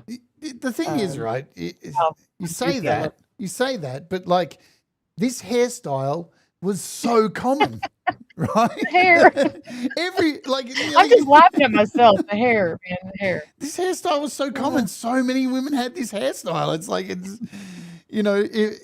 I'm sure if it was a full-on mohawk or something with horns growing out of the side of the head, then it would be like, what the hell? But hey, talking about laughing at yourself, I think we need to laugh at ourselves in this world too at the moment. I think it's more important than ever to laugh at yourself. That's why when you started sending these photos through, I was like, I love this, right? Yeah. Again, it shows so many facets to who you are, Sunshine. Like, I remember when you first started doing the weekend warm-up, and you were pretty quiet back then, right? Because you know what, Jade, I was, you probably can't tell now, but I've always been pretty introverted Sure. and quiet and shy and like before, and just really kind of kept to myself. And so the first time, I mean, for me to be on here is insane. Pookie knows. Yeah, I love it. For I'm me to be on so here talking happy. right now. But so what I was gonna say is the first time that that my voice, it wasn't even my face, it was my voice. So I think it was a pole vault song, and I think it was Inside the Dark. I Hmm. think it was called, or it wasn't Drowning. I think it was Inside the Dark. But it was played on a show, and I think it was the first time one of our music was played on a show, and I almost threw up. I was so nervous. I was that nervous, just from my voice, from people hearing my voice. So if that gives you any idea. I mean, I couldn't even get on the camera, much less, yeah. It's been a big. I've transitioned a lot. Oh Like yeah, that's so much. it's like a metamorphosis for me. It's like I started out as what is that, the larvae, the The- larvae, and then ended up, with the butterfly or whatever, the moth or whatever. You know, it, I was a total different person. Well, not totally different person, but I was in a shell. I was in a shell. That's a good way to put it. I remember back on my daily shows when I used to play, well, I still do app reviews and stuff. I used to play somebody's song at the start of the show, and I played one of your songs at the start of the show. This was ages ago. This was when you first started making music, and it's been so pleasurable watching the larvae expand. The changing. No, because I love Oh, that stuff. It's this, there's some of my old music that I just deleted because I was like, this is so terrible. hey, we all do it, right? We all do it and think Yeah. that. But I kind of like that stuff stays up because it shows a path. It tells a story of where people come from, and that's the thing. When the weekend warm up kind of started, I'd see you on there, and you very rarely see your face, and even today, like. You've been looking down the camera. Look at it. I get very excited, right? And even like sending in I've been going out of my way. I've been trying to move the hat. I Move the hat. know. I love it so much. I love seeing people blossom. It's one of those things, that makes me very happy. And so this is the reason I wanted you on here, because I think you're an incredibly interesting and kind human being with lots of talent, and you're very unique. And it's just been awesome. Like I said to you before the show, I miss out on your live streams because I'm asleep, because I'm here in Australia and you're on at like 3 a.m. But I go back and watch them. And then I got involved with the murder chicken and was like, what the fuck is the murder chicken? Can we talk about the murder chicken? The murder chicken. Well, we got chickens. I think we started getting chickens after like 2020. And we all thought we were going to die and everything, and we didn't know what was going to happen. Anyways, but I fell in love with having chickens. Right. And we started out with these. They're called Wyandotte. They're the black. It's black and it's real pretty, black and teal iridescent chickens. And so one of the chickens of these four that we first got, and we got them as just little babies, so we didn't know what they were going to look like till they got older. It was always real sassy and bossy, kind of like you go into any classroom, there's always going to be somebody, right? Yeah, There's always going to be somebody. It's got to be like that. But so that was Murder Chicken. So yeah, but she was always that way. She's always real bossy, and And so as she got older, she just got mean. Like sometimes she would just run up and attack you, and not all the time, but just once in a while she's always had this like look of like, I'm gonna get you, like, don't mess with me. It's funny. And I'm just like, what is wrong with you? Like, I don't understand what your attitude is. And so now at the time, I will say, the more I've learned over time, may have had something to do with, I've heard that if you don't have a rooster, which I think at that time I didn't have a rooster. True. Because we're not really supposed to have a rooster. Because they need structure. They need structure, and a rooster brings structure. They need structure, exactly. So I believe, so it's like, since we didn't have a rooster, she was kind of, there's got to be a dominant person in the group. And so she was like, I'm it. I'm the dominant person. And so she took the stage. Well, so at one point, I got a new chicken, and I was going to add a new chicken to the group. Well, she jumped on its back and unalived it in our pond. What? She was like, you're not staying here. This is not it's like a gang. Now I don't want to say gang fight because the other chickens weren't doing it. It was just her. But I'm like, oh my gosh, she just murdered. Anyway, so that was the first time she had actually done something like that. And then fast forward, because I could go on forever, but fast forward, we got some other chickens and she was just bullying them. And, like I felt like bad things were going to happen again. And so I literally had to make 2 separate coops at one point. And sometimes I'll let them free roam and range, but if she's out, you got to watch them, Yeah. But I have to keep them separate because she's just, now I will say she has one sister left of the 4 that used to be here. And for some reason, I guess maybe she doesn't want to be alone. she lets her sister live. I don't know. I'm not murdering you because I need somebody to talk to.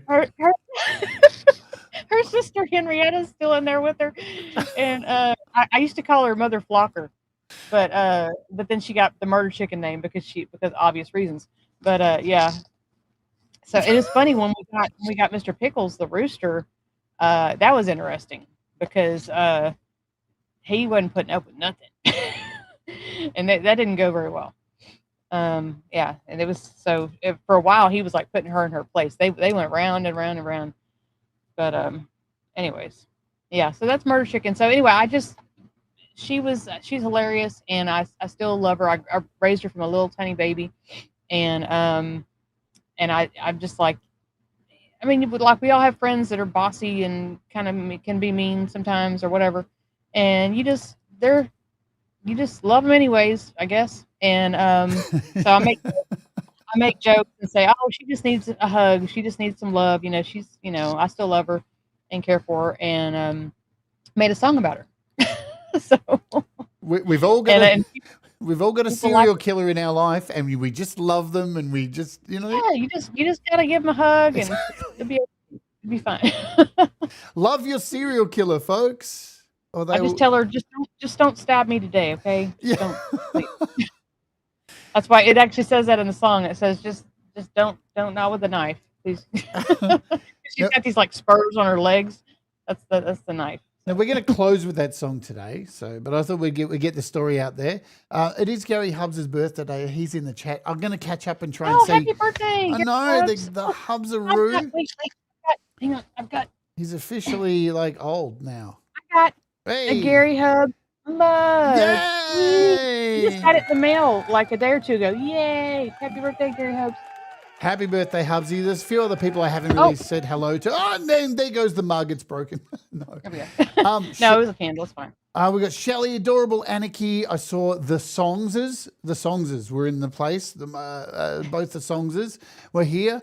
Who else have I missed that I've got to catch up? Edward, hello to you. Camp G-May, g'day to you. And if I've missed you, just type something. Strings and Pucks. Hello, Strings and Pucks. Hello to you. If I've missed you, just type I'm a dickhead in the chat and I'll find you. Camellia, I saw Camellia as well earlier. I'm trying to remember. I'm really shit with doing the chat. I'll put your comments up during these interviews, but I am 100% normally focused on my guests because they're important, right? But not saying that you guys aren't important either. So thank you all for being here and supporting Sunshine Archer because she's awesome and we love Sunshine Archer. I think I've got most people. Nobody's put anything else in there. Let's talk about. Oh, you know what? Let's play a fucking song. Okay, that's what we're here for. I'm gonna play Crossroads. I'll just pick them at random, right? So, all right, let's do this. We'll get it all queued up, and we're all good to go. This is Crossroads by the Sunshine Archer. Let's Oge, baby. Oge.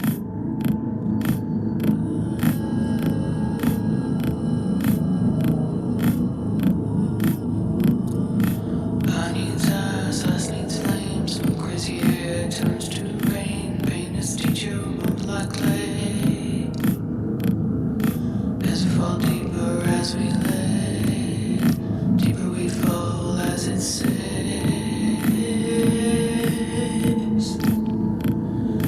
Will you feel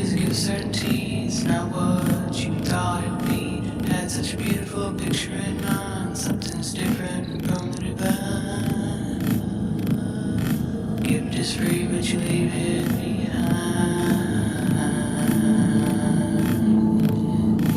You throw things across the room. This one's supposed to be your doom. Suspicious eyes full of pride. Just keep trying until you die.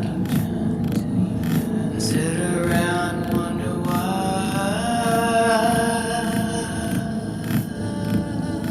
Pendulum swing, time runs out. You stare at the walls of doubt. Reborn in the pathway go. You know that hopes were some. Tear me down, put me like clay. As we fall deeper as we lay. Deeper we fall as it saves.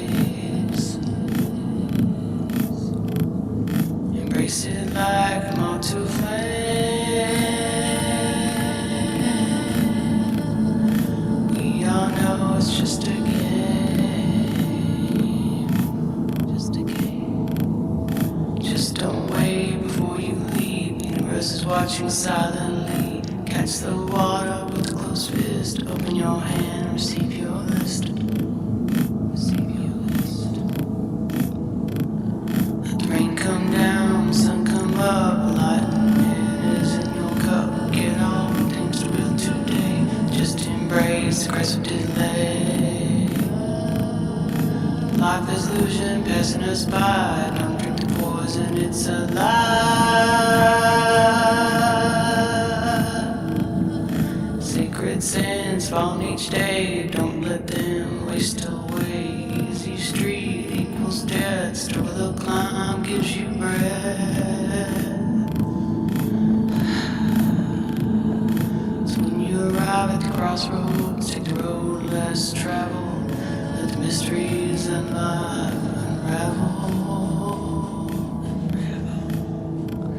Let the mysteries of life unravel. Let the mysteries of life unravel.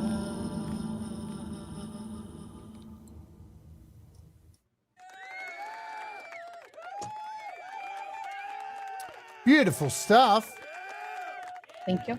Very. I get so much native Indian stuff. I guess it's the beats too. I really get that from all your music. I want to take peyote. Again. Let's do it. Again. Because the first 3 times wasn't enough. No DMT? Oh, I've done DMT many times. Have you done DMT? I have not. Wow. But I've heard lots. I've heard about it, and it I mean, it's I definitely think you should do it with somebody in the room with you, right? And as with everything, right? yes, most of the time. Yeah, most of the time. But, Somebody that you trust. it's a very interesting thing. Yeah. Everybody has different experiences. I mean, I think the one common thing people experience from doing it is the death of the ego. And I had that very much. Watching it die and getting to play murder chicken with my ego was very fun.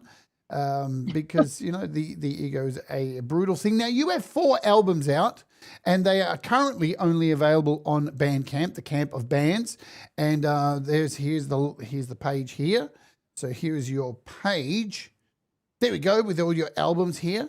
So tell us about your process to actually get ideas out of your head into a digital space and then onto Bandcamp. What is the process of your recording, Sunshine Archer? Just as far as recording just music in general, right? From your music, from the songwriting process to coming up with an idea and then putting it down into the digital format on a computer. How do you record it? What do you do? Okay, so it's always, the process is always different for me. Sure. It's never the same.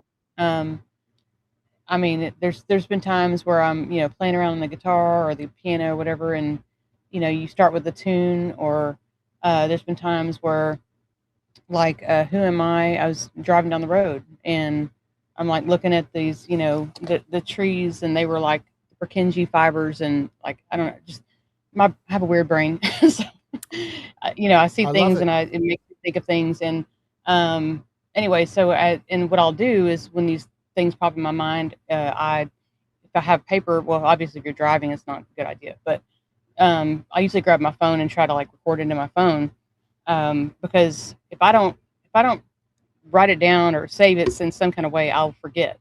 whatever comes to my brain, I will totally forget it if I don't immediately put it down I somehow. feel that. I feel Um, that. yeah. So like, and some songs come easier than others. So like, okay, like "Stay with Me" for an instance. For example, I talk about bathtubs songs a lot. So like, I do better if I have total silence Mm. when if I'm trying to create, or even if I'm not trying to create. If I'm just in silence, I'll just get these ideas, come into my brain. But a lot of times I'm in the bathtub, so I'm like laying in the water. So, and I say that because it totally, you can't hear anything. You can't, nothing. No phone, no dogs barking, no, nothing is, in your, no sound. And so that's usually the best time for me when I get any kind of ideas. And so like "Stay with Me," um, for that particular day, the whole song literally, like, I came into my mind, and like just the words, not all at once, but the words started, coming. And I grabbed my phone, was sitting there, it wasn't on, but I mean, it wasn't playing anything, but I grabbed my phone and the record button to try to, what was in my head. And I just started singing um, the whole song. Like I sang the whole song into my phone, like in one go, the whole song, which is that I don't think I've ever done that before. But that was pretty crazy, just the way it I flowed love that out. we're But able to do that now. Like I've done that too. I go on walks sometimes and we'll just pull out my phone and just hum a bass beat. And then all of a sudden the first Metheist album came from that whole just humming a bunch of bass lines while walking around during COVID. yeah, and and there's been other times where, like the song you just played, that didn't happen that way. That was that was more of like a poem. It was kind of like I was writing a poem, and I was having thoughts about all kinds of about life, and which usually is about some kind of life. But yeah, and I'm just thinking about all these things, and it's like I said, it's almost like writing a poem, and I'm like, and then I'd sometimes have to stop and go, whoa, what rhymes with that, or whatever. So sometimes it happens that way. It's a little more, not doesn't flow out as well. Um, and so then when I go, okay, so you get the general idea of what you're going to do, and then I sit at the computer and I open up Audacity. I'm sure you've Right. heard Pole Vault talk about Audacity. Absolutely. I've used Audacity many years. That's primarily what we use. And so usually I'll start off, but not always. Usually I start off with what kind of music background music am I going to put to this, or if it's guitar, if I'm just strumming the guitar, now I will find with just the guitar songs, I do better singing and playing at the same time versus Right. trying to make multiple tracks because of the timing. Sure. But a lot of my music will have multiple tracks, and you start out with either bass line or drums, or we have all kinds of instruments. We have just about every instrument under the sun here, and things to make sounds with here. And so but you just make all your tracks, and if you need to modify them or whatever, you do that. And so you create your song, listen to it, and once you're done with that, then then the fun part's the video. Not really. So, now that I have AI, it's to like the Gemini, like we talked about earlier. The video is a little bit more fun because I feel like I can make it more my own. It sounds kind of cheesy, but like when I said I was making that one scene like this, like Parallel Chase Cemetery, that was fun. Trying to do that and adding in the crow and all this, and like I said, making it more personal. That's more fun to me versus just trying to piece little bits from stock footage or whatever. But that you make use an video editor to make the video. Put that in there. Create the song, put it on YouTube. So, fun fact: whenever if anybody ever wondered, like, why do you call yourself Sunshine Archer? So I never, when I first made the name, it had nothing to do with me being a musician at all. Like, not nothing to do with that. So, Pole Vault was on a paranormal TV show on YouTube. this show that we used to watch, and called Epic Paranormal, and he was on it all the time talking to these people, and I'd watch it with him. And this one night, I was like, I want to be in there too. I want to join in with you. I don't think I wasn't even on YouTube at all before this. Right. And but I had to make an account, so I could chat with him and be with all these people. And so I was in a hurry. I was like in a hurry. And so Pole Vault used to call me Sunshine, because of my hair. Because I'll just say that, because of my hair. And that's where the nickname came from. And so I was like, I don't know, I gotta make up a name. And so I just thought of the nickname, and I was like, Sunshine. And I'm just like, okay, Sunshine. Like I felt like I had to have something else with it. And I was doing archery at the time. That was, my favorite hobby.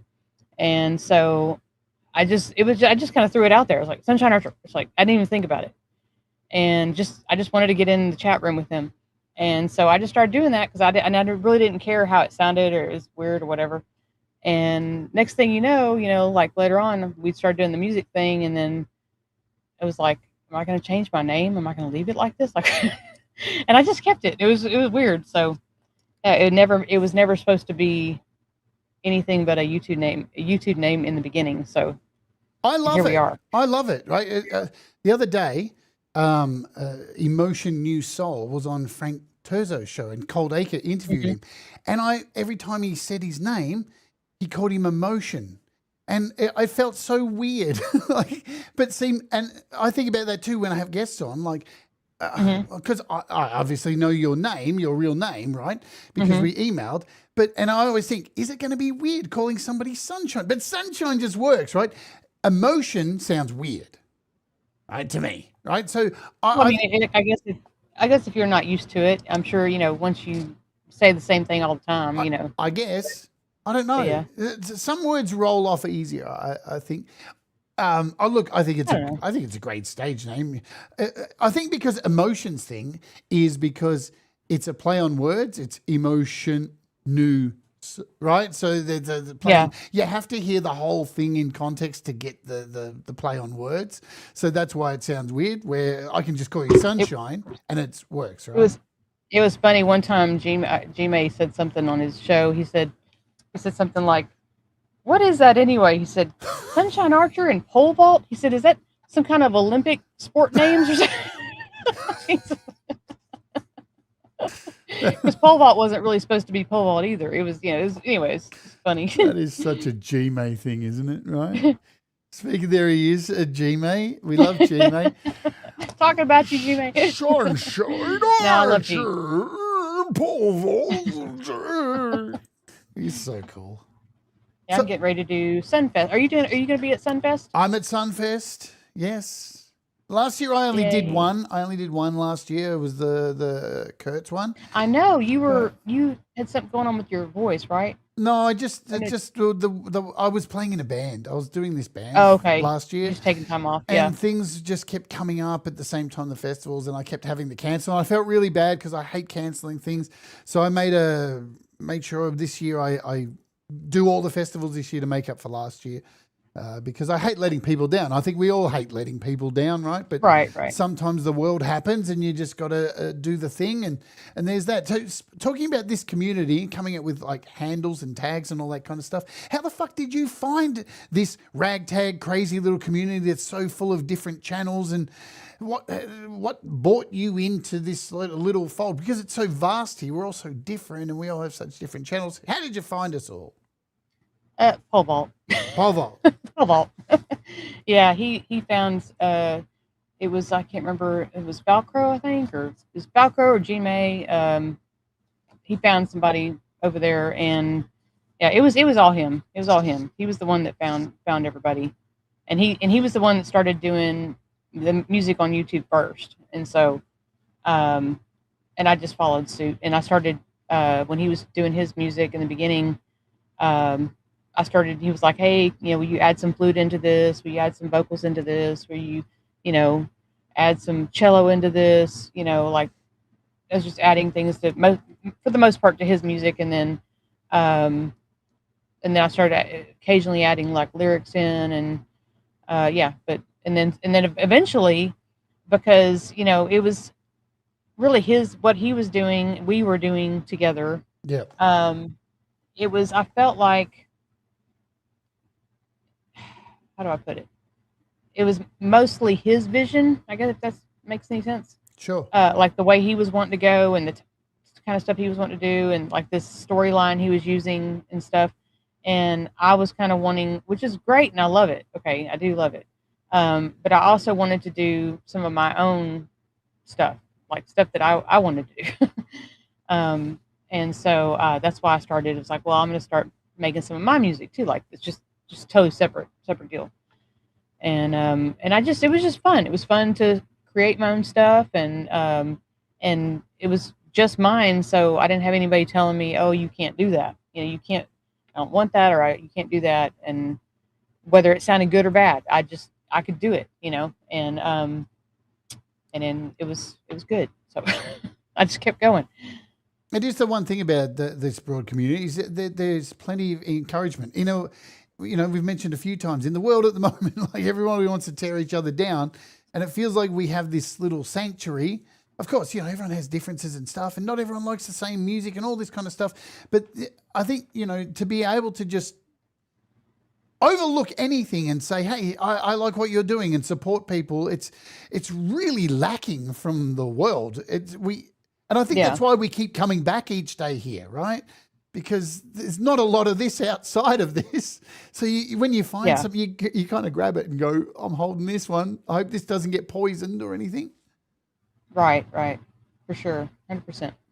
Now, I try to be supportive of everybody, regardless of whether they're my genre music or whatever. Sure. It doesn't matter. If they're trying and they're, doing their thing, great on them. And I try to go like their channel and give some kind words and, support them. And they usually do it back. So that's good. Well, we live in a negative feedback loop economy at the moment outside of this thing, right? So the majority of commercial television and everything that's kind of being pushed monetarily is normally negative stuff to get a reaction, to get people angry and get people fighting.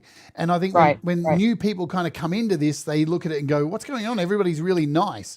Like I've had interviewed really big overseas artists, right, who are outside of our community, and they've come into these interviews and gone, what's going on with the chat? Why are people saying hello to me? And we look at the hellos sometime and go, oh God, I just saw you 10 minutes ago in the last chat. Right. But that's the thing. Yep. Even though you kind of take the piss out of it and go, I call it the hello gauntlet.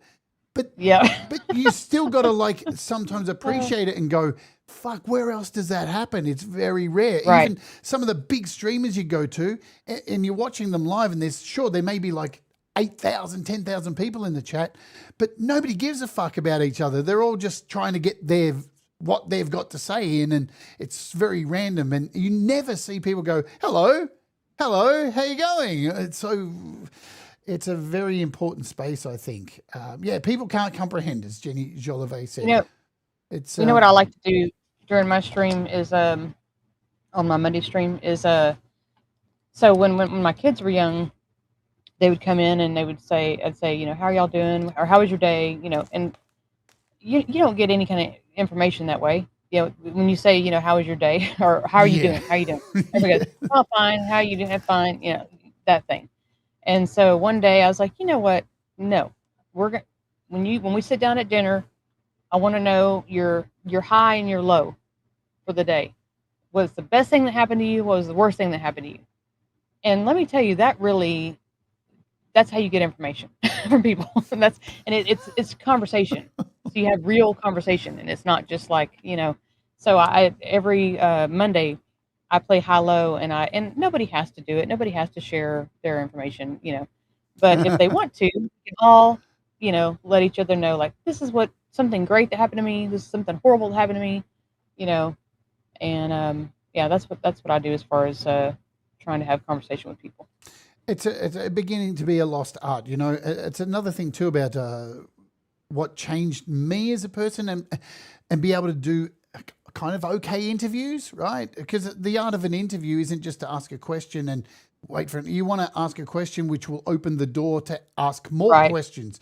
They need to be open-ended. And when I became a volunteer for, people with dementia and stuff, it was really like somebody suggested I do it. And I thought, why the fuck would I do something like that?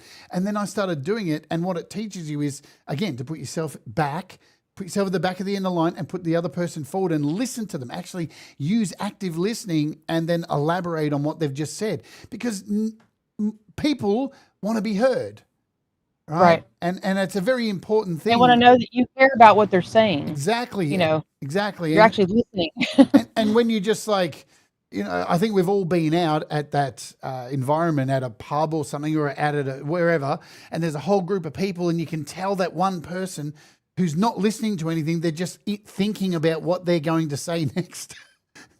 And you go, fucking hell, dude, do you ever listen to any of us, or are you just preparing your story for the next fucking verbal vomit is what I call it. Verbal vomit, yeah. Everyone in Sydney does it. When I lived there for like 15 years, everyone in Sydney is just verbal vomit. It's like, fuck, dude.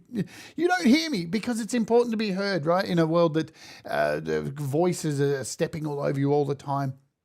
And look, I want to talk about a couple of these shows that you do, right? So you do, and we're going to go overtime. I don't give a fuck. My show, I'm loving this. I'm good. Awesome. Thank you for that. I talk so much that I figured we would.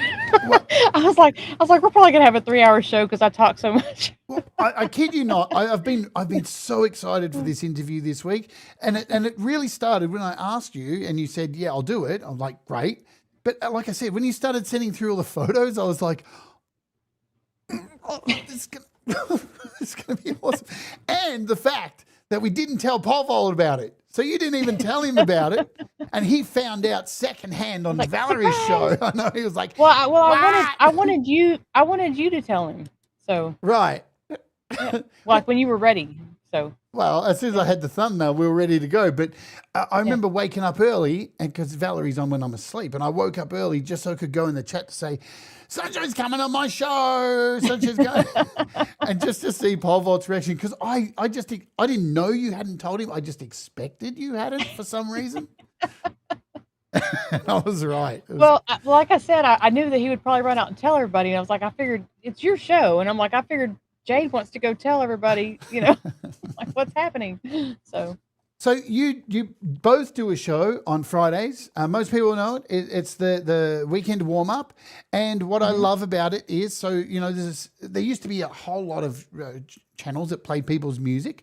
Metalhead Hippie used to do it. There's been a whole lot of channels that have come and gone and done this. But hello, Les. I see you in there as well too. But we've got Pete Johns. He's got a community too that he plays music. Thomas Christ does You Rock. But then you've got another community over there that you play music, and I think it's fantastic that you do this. How does it feel like, for you to play people's music each week? I know I get a buzz from doing it with being involved in a charity album. It's just another way, to me, it's just another way to help people, and just in a different way. So you're helping them get their music heard, And so they can still put it out on YouTube, but it just helps more people, I think, hear their music. And so, and it also helps to, if some of the people, because not everybody does it, but if some of the people go over there and they actually watch it on their channel and hit the like button, and, that's supposed to do something, right? It's supposed to, when lots of people watch your stuff, I don't know what it does. It's funny I think it puts it in the algorithm, right? And the show is funny. I think it's like nice to have people come to your video. If you drop a video, a song or whatever, and people come and leave comments. But these little gatherings where your music's being played to people is really nice too. Plus, you guys have a variety show, right? You've got Pole Vault doing magic tricks and all that stuff. I was going to say, in Apocalypse is so much fun. And I love when Pole Vault does magic. He's such an entertainer, he really is. He's a fun guy. He is. And I had him on the show, right? And I remember when I tried to go back and watch his interview, and I couldn't find it. It was so buried in all your stuff. There's a lot of interviews, right? So and I put out too much content. But I remember when I interviewed him, I was like, am I going to get the entertainer on the show, or am I going to get Right. Which one am I going to get? and I remember it kind of being a little bit of both, coming in and out. And Right. I had no expectation, but I did say to him on there, "When are you going to start being nice to Sunshine Archer?" Oh Lord. But I wasn't saying it for realsies, right? Because I think we get the humor, right? So being his when you first started doing the Week in the Wall, it felt like you were his like sidekick. He was the punch, and you'd be which is a really important role for a comedian too, right? You've got to have the straight person to make the joke go off. The back and forth, you got to have the yin and the yang. It has to happen, all right, or it absolutely fails. It falls flat. Right. And so how do you feel as the show's got more popular that your role has changed within that show? Because you're becoming much more vocal in the show, I think. I don't know. It's kind of a tightrope. Really, I mean, since we live together and we're husband and wife. Yes. And you have to get along after the show. That's the thing. So you have to. It's a balancing act because you want to have fun and you want to banter and you have to just kind of keep it in the lines of banter, and Sure. and also another thing is keeping your how do I say this? I like to keep a lot of our personal life personal. Yes. But pole vault doesn't know how to do that. Yeah. So there's that. So we clash sometimes, Sure. we clash sometimes. But all married people clash, and there's no perfect relationship. All people just as friends clash, right? You have to. Yes. It's how you work it out and how you deal with the clashes that is more important than the clashes. Yep. Is that a good answer? Yeah. No. Like you know what? Any answer, Yeah. any answer is the right answer. Any answer is the right answer, right? It doesn't matter at the end of the day. But I do love the way you bounce off each other because it works really well. And most people know the truth that you are the star of the show, and we'll leave it at that. So look, I did put down here. About pole vault, but I want to jump to this first. So you are now streaming and doing the Monday Muse. How has that come about, and how has that been so far, and in relation to confidence building for you? Well, okay, so 2020, 2025, I had kind of been wanting to start doing it and start streaming more regular. I really didn't feel like I had enough content I had content, but as far as content that I could play live, which is different, because there's a lot of music that I've made in the past, like especially early on, that I can't necessarily, like there's, be like 12 tracks of things, different sounds and vocals and you can't play that live. I mean, you could try, but I don't know how that would work. I mean, unless you're doing some kind of looper or something. Yeah. But anyways, so since I've been learning the guitar, which is still pretty new, the guitar, I've been really on a mission to learn, not only write the songs, but to learn them and to be able to play them over and over and over again, and same notes and same words and, all that. And so that takes time. And so kind of last year I was kind of working on my arsenal of music, basically, and just, in my confidence too. And just like, okay, can I do this? Can I play these? Not only, I know I can write them. Writing them is not the thing. It's just playing them again and again and again. So, and say once you get, say, 5 of them, and you're like, oh, I can play these 5 songs. That's great. Well, you can't. What are you going to do with 5 songs for 2 hours? Sure, absolutely. So I needed to kind of build up my music, and so anyway, I was just kind of like, finally I got to a point where I thought, okay, I think I have enough now that I can to work with, and I don't play covers, so I just do just my stuff. And I could do covers. I just don't want to do covers. I just feel like if people want to hear covers, they can go listen to that artist. But that's just my thing. But anyways, so I just play my own stuff, and I have been trying to integrate the other stuff. Like I I love spending time with people. So this is kind of came with just doing it. So in the beginning, it was a little, touch and go and learn a learning process, learning how to do, learning how to stream. Really, I mean, even just learning how to run StreamYard, learning how to run the YouTube when you do it. I've made so many mistakes, Hey, but mistakes make you better, right? yeah, but I just kept going. I just like laugh at myself, and every time I fall on my face, I just I just get up and go, okay, it's fine. Um, and so, but I've got such great people that come into my chats on Monday. Um, like people that are regulars are like Boomer, Louie, Pookie. Camellia tries to. She's like you. She's in Australia, so yeah, I don't. We're asleep, right? Time difference. Yeah, she has made like one or two, I think.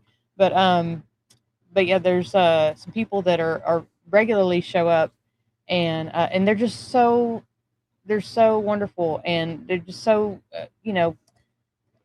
it makes you want to keep going. It makes you want to come back, and because they're just so sweet, and they say kind things. And I mean, I know that there's always the potential to have trolls come in and throw tomatoes at your face, and that's fine. You're on the big wide internet, you're going to have that happen occasionally. Yep. There's a dick around every corner.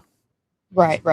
But for the most part, like everybody's been super nice, and just really makes me feel good. And I don't focus on being perfect. Like, oh, was that song perfect? Was my voice perfect? Did I hit every note the way it was supposed to be?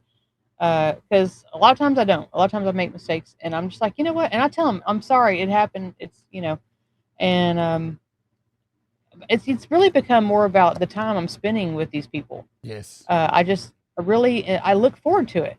In fact, I was telling everybody last Monday, we're getting ready to go on vacation. Let's see, April. We're leaving 4th? April the 8th. We're leaving April the 8th, and so it's like so like 2 weeks I won't be able to stream on my show because I have to work, because I have to fill in those days that I'm missing. So for 2 weeks I'm not going to get to see them. Yeah, and for 2 I'm weeks, upset about it. People are going to be homeless for 2 weeks as well too. I know, and so it's a bummer. But so I'm just saying it makes it so much. You're talking about confidence, and how does that help my confidence? Well, the people that show up every Monday help my confidence, because they're just so great, so wonderful, and I love y'all and appreciate you for that so much. And even whenever I screw up, even whenever I cry on stream like I did the other day because my baby doves died, I made a fool out of myself. Y'all were still supportive and didn't laugh at me, and I appreciate that. I don't think you made a fool of yourself. I think there's a few different categories of like YouTube content creators, right? There's people who are very, everything's structured, and there's B-roll and all this kind of stuff. And then there's characters, right? And I think there still is a hunger for people to identify with characters and hear their stories and see their vulnerability and see their weakness and all that, and their strength and all that stuff, because it reminds us that we're all fucking human. And that's important at the moment. Well, and with all this AI stuff that you see, every time I turn on YouTube, it's like half the time you're not even looking at a real person. Yeah. You'll see some pretty girl playing a guitar, and it's not even a real person. Yeah. And she's perfect. She's doing it perfect. She sounds great. She looks great, but it's not real. Oh, so I tell myself, well, at least me dropping things and breaking things and me messing up the notes or forgetting something, at least it's real. 100%. That's like you said, at least it's human. That's my whole hatred of AI music, right? I don't give a shit about the other AI stuff, whatever. There's AI videos, all that kind of stuff. It's the people that are just making this stuff and pretending to be something. And it's like, how can we identify with you? Like, I want to see people make mistakes. I want to see people grow. Like, that's how you get involved with any artist, right? You say you got into Metallica, right? And over the years, as musicians, they've got better. And people might not necessarily like the style they've changed to or whatever. But it's the journey you go on. Well, it's the humanity, right? I like old Metallica. I really don't care that much about all their new stuff. Me too. Yeah, and I like a lot of other bands, not just them. I love Tool. Yes. Pussifer's coming in town. I love them. I love them so much. I love Stone Temple Pilots, Alice in Chains. My favorite male vocalist is Chris Cornell. Oh my gosh, he's He was There'll be no amazing. better. There'll be no Uh, better than Chris Cornell yeah. ever.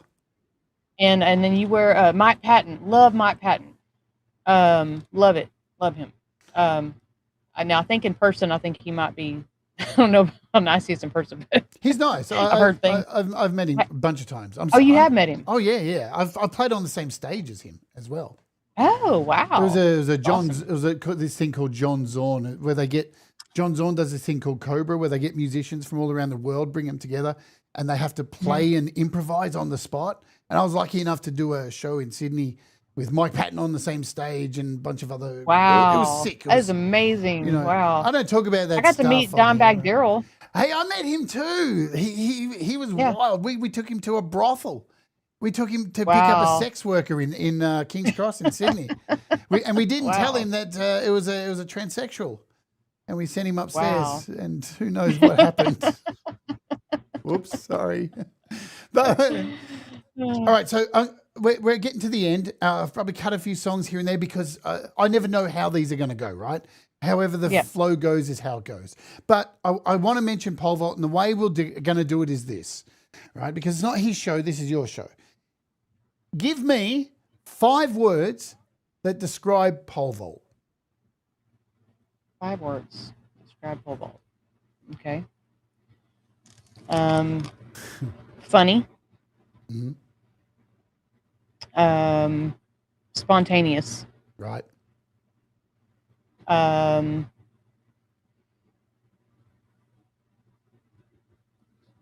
Man baby. Let's see.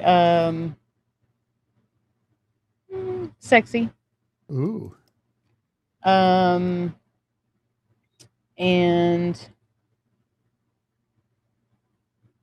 entertaining. Perfect. I love it. I reckon that's the best way we do it, because he's already been interviewed and this is not his show, but he is a big part of your life, right? Obviously, because you're together and he got you connected into doing this. Without him, we wouldn't know who you are. So absolutely, he is important. So funny, spontaneous, man baby, sexy and entertaining. Couldn't leave out the man baby. Of course. Had to throw in some yang with that yin. You got to give a little bit of sour with the sweet, baby. You know what I'm saying? So, all right. So what would you like to achieve just in the next 6 months as an artist and what you do? I should have thrown in hard worker. He's a very hard worker. I'm sorry. Go ahead. No, hard worker. I'm adding that to the list. So what would you like to achieve in the next 6 months? Just in general, in life, in music, and this kind of thing. I don't want to ask too far ahead because you can't, the world changes so quick. 6 months. 6 months. Gosh. I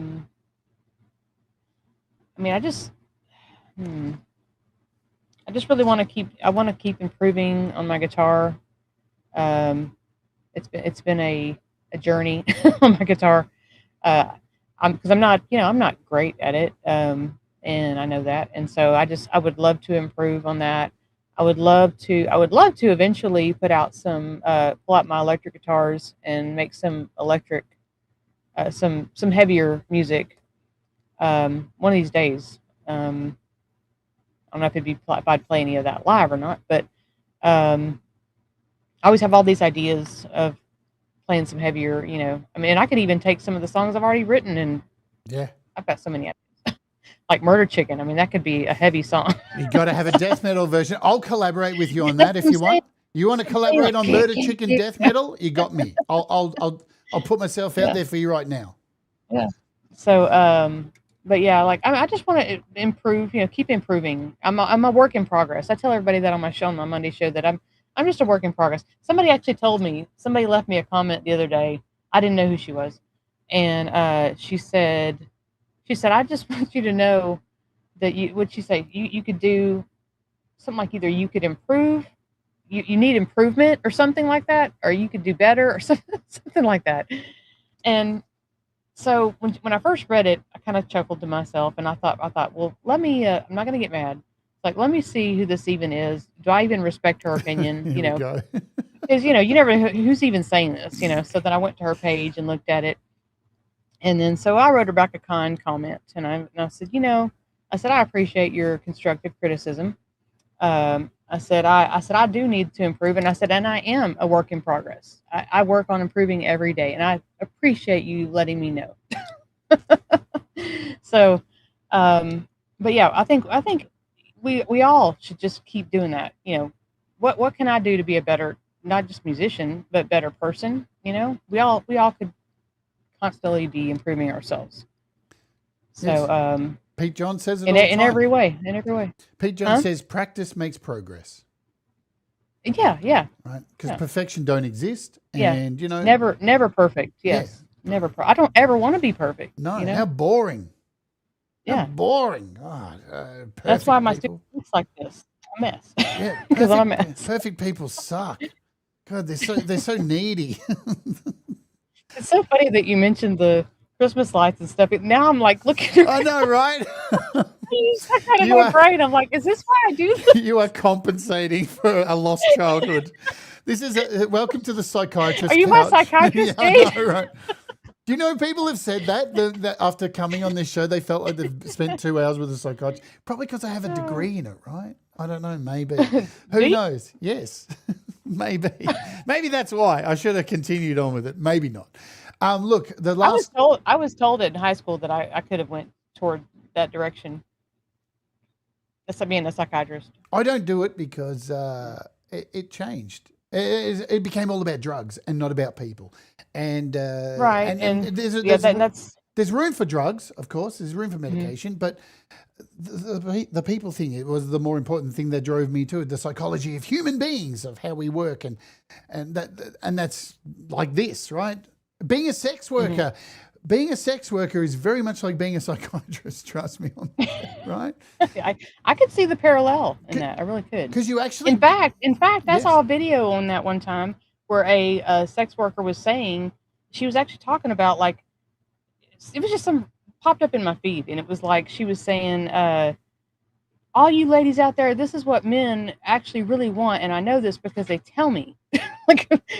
She's like, they pay me, basically they're paying for sex, but she said that they'll sit there and talk to her for like hours and hours, and they just need somebody to talk to, and it's so true. Anyway, yeah. So it's so true. Like when you actually do that job, which I've got some experience, the majority of clients that you do get, like people look down on it and go, oh, it's all filthy. The majority of people that you do get just want to fucking talk to somebody. I once had a client, Sunshine, who came around, paid me every week to come around to my space just to watch WWE with me. Wow. And you think that's great. But the sadness of it is, right, is that you think about it and then go, oh my God, is this what we've become? Is this how lonely and isolated we've become as a society, that somebody is so willing to pay you money just to come to your house to watch the wrestling? Holy shit. Yeah, just for companionship. Yeah. Yeah. It's yeah, it is very sad, but I mean, I'm glad that you were able to do that, I like the wrestling anyway, hey. Yeah, see, you liked it anyway. There you go. and I got to dress up sexy, and he didn't touch me at all, so that was good too. So, that was good too. Hey, you got to think of the positives. It was a hands-free job of the week, right? Anyway, last question I'm going to throw at you now, folks. I'll say this before we ask the last question we ask of everybody. All of Sunshine Archer's links are in the description. Go and click them.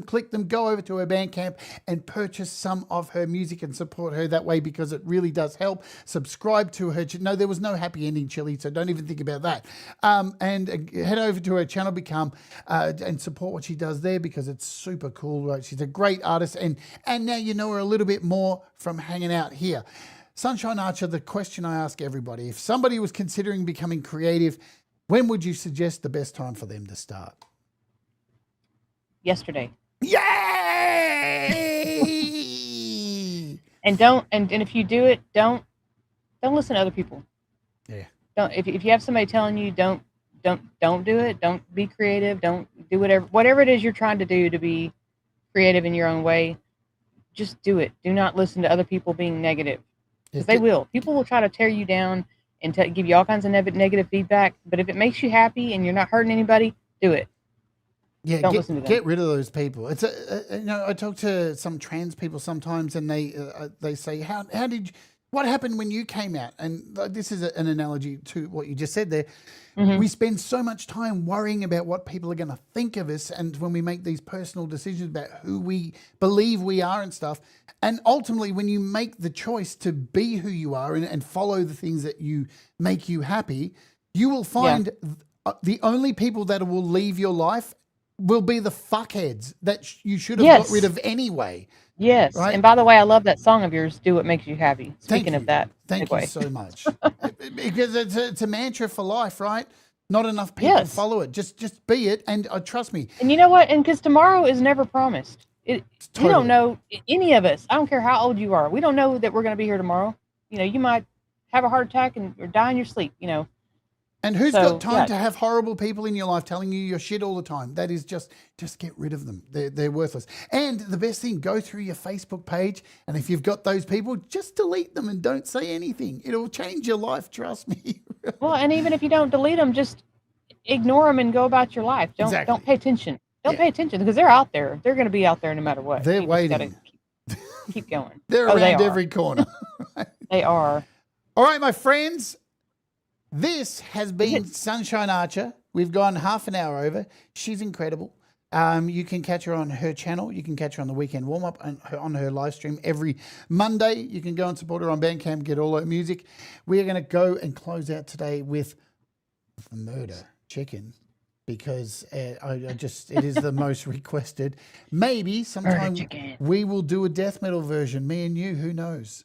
I know it bought maybe. That sounds like a thought. Boomer Bass Meme came out of lurk mode when he heard that could happen. So there you go. Yes, Justine and Boomer and Pookie and me, we all have Murder Chicken shirts. We're in the Murder Chicken Club. So merch. Yep. It's in the description as well, right? So go and get your Sunshine Archer merch. Thank you. And now Mr. Rock also has a t-shirt and mug too. It's amazing the kind of great merch we can come up with, isn't it? Like, I laugh. People come and go, why does your merch say the word "unt" on it? And I'm like, well, hey, you know what? I say the word a lot. Why not just you? You know, who cares, right? It's all fun. At the end of the day, it doesn't matter. So please stay on the line with me so I can say goodbye to you off air. Yeah. And thank you, everybody, for being here today. You guys are absolutely fantastic. And thank you, everybody. I couldn't see that. I'll have to go back and look at the chat and catch up with everybody afterwards, because I couldn't really see it most of the show. So, but I love you, and thank you so much for being here. This is... And thank you, Jade. Thank you so much. All right, this is Murder Chicken by Sunshine Archer. It says it's remastered as well, too, so... Hubba. Let's do it. This is Murder Chicken. Do the things that make you happy, folks. Mistakes make you better. We'll all rise together. And guess what? I see you. All right, let's urge. Let's do it. Murder Chicken.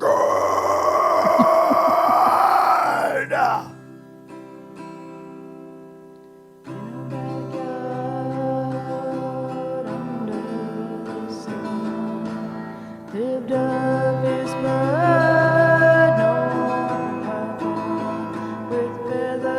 So dark and a grin in her eye. Murder chicken wrong, no, you better not try. You were just a baby, always a little bit crazy. One day it all changed.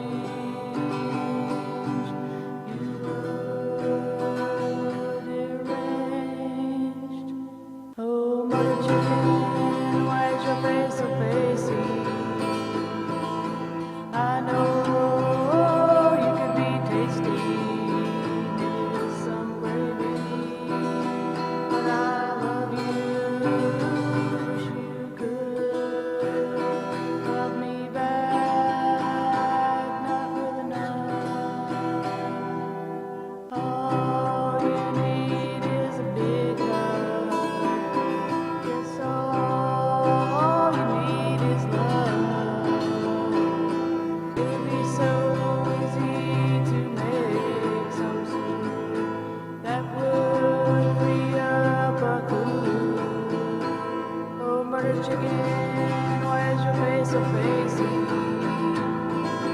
I know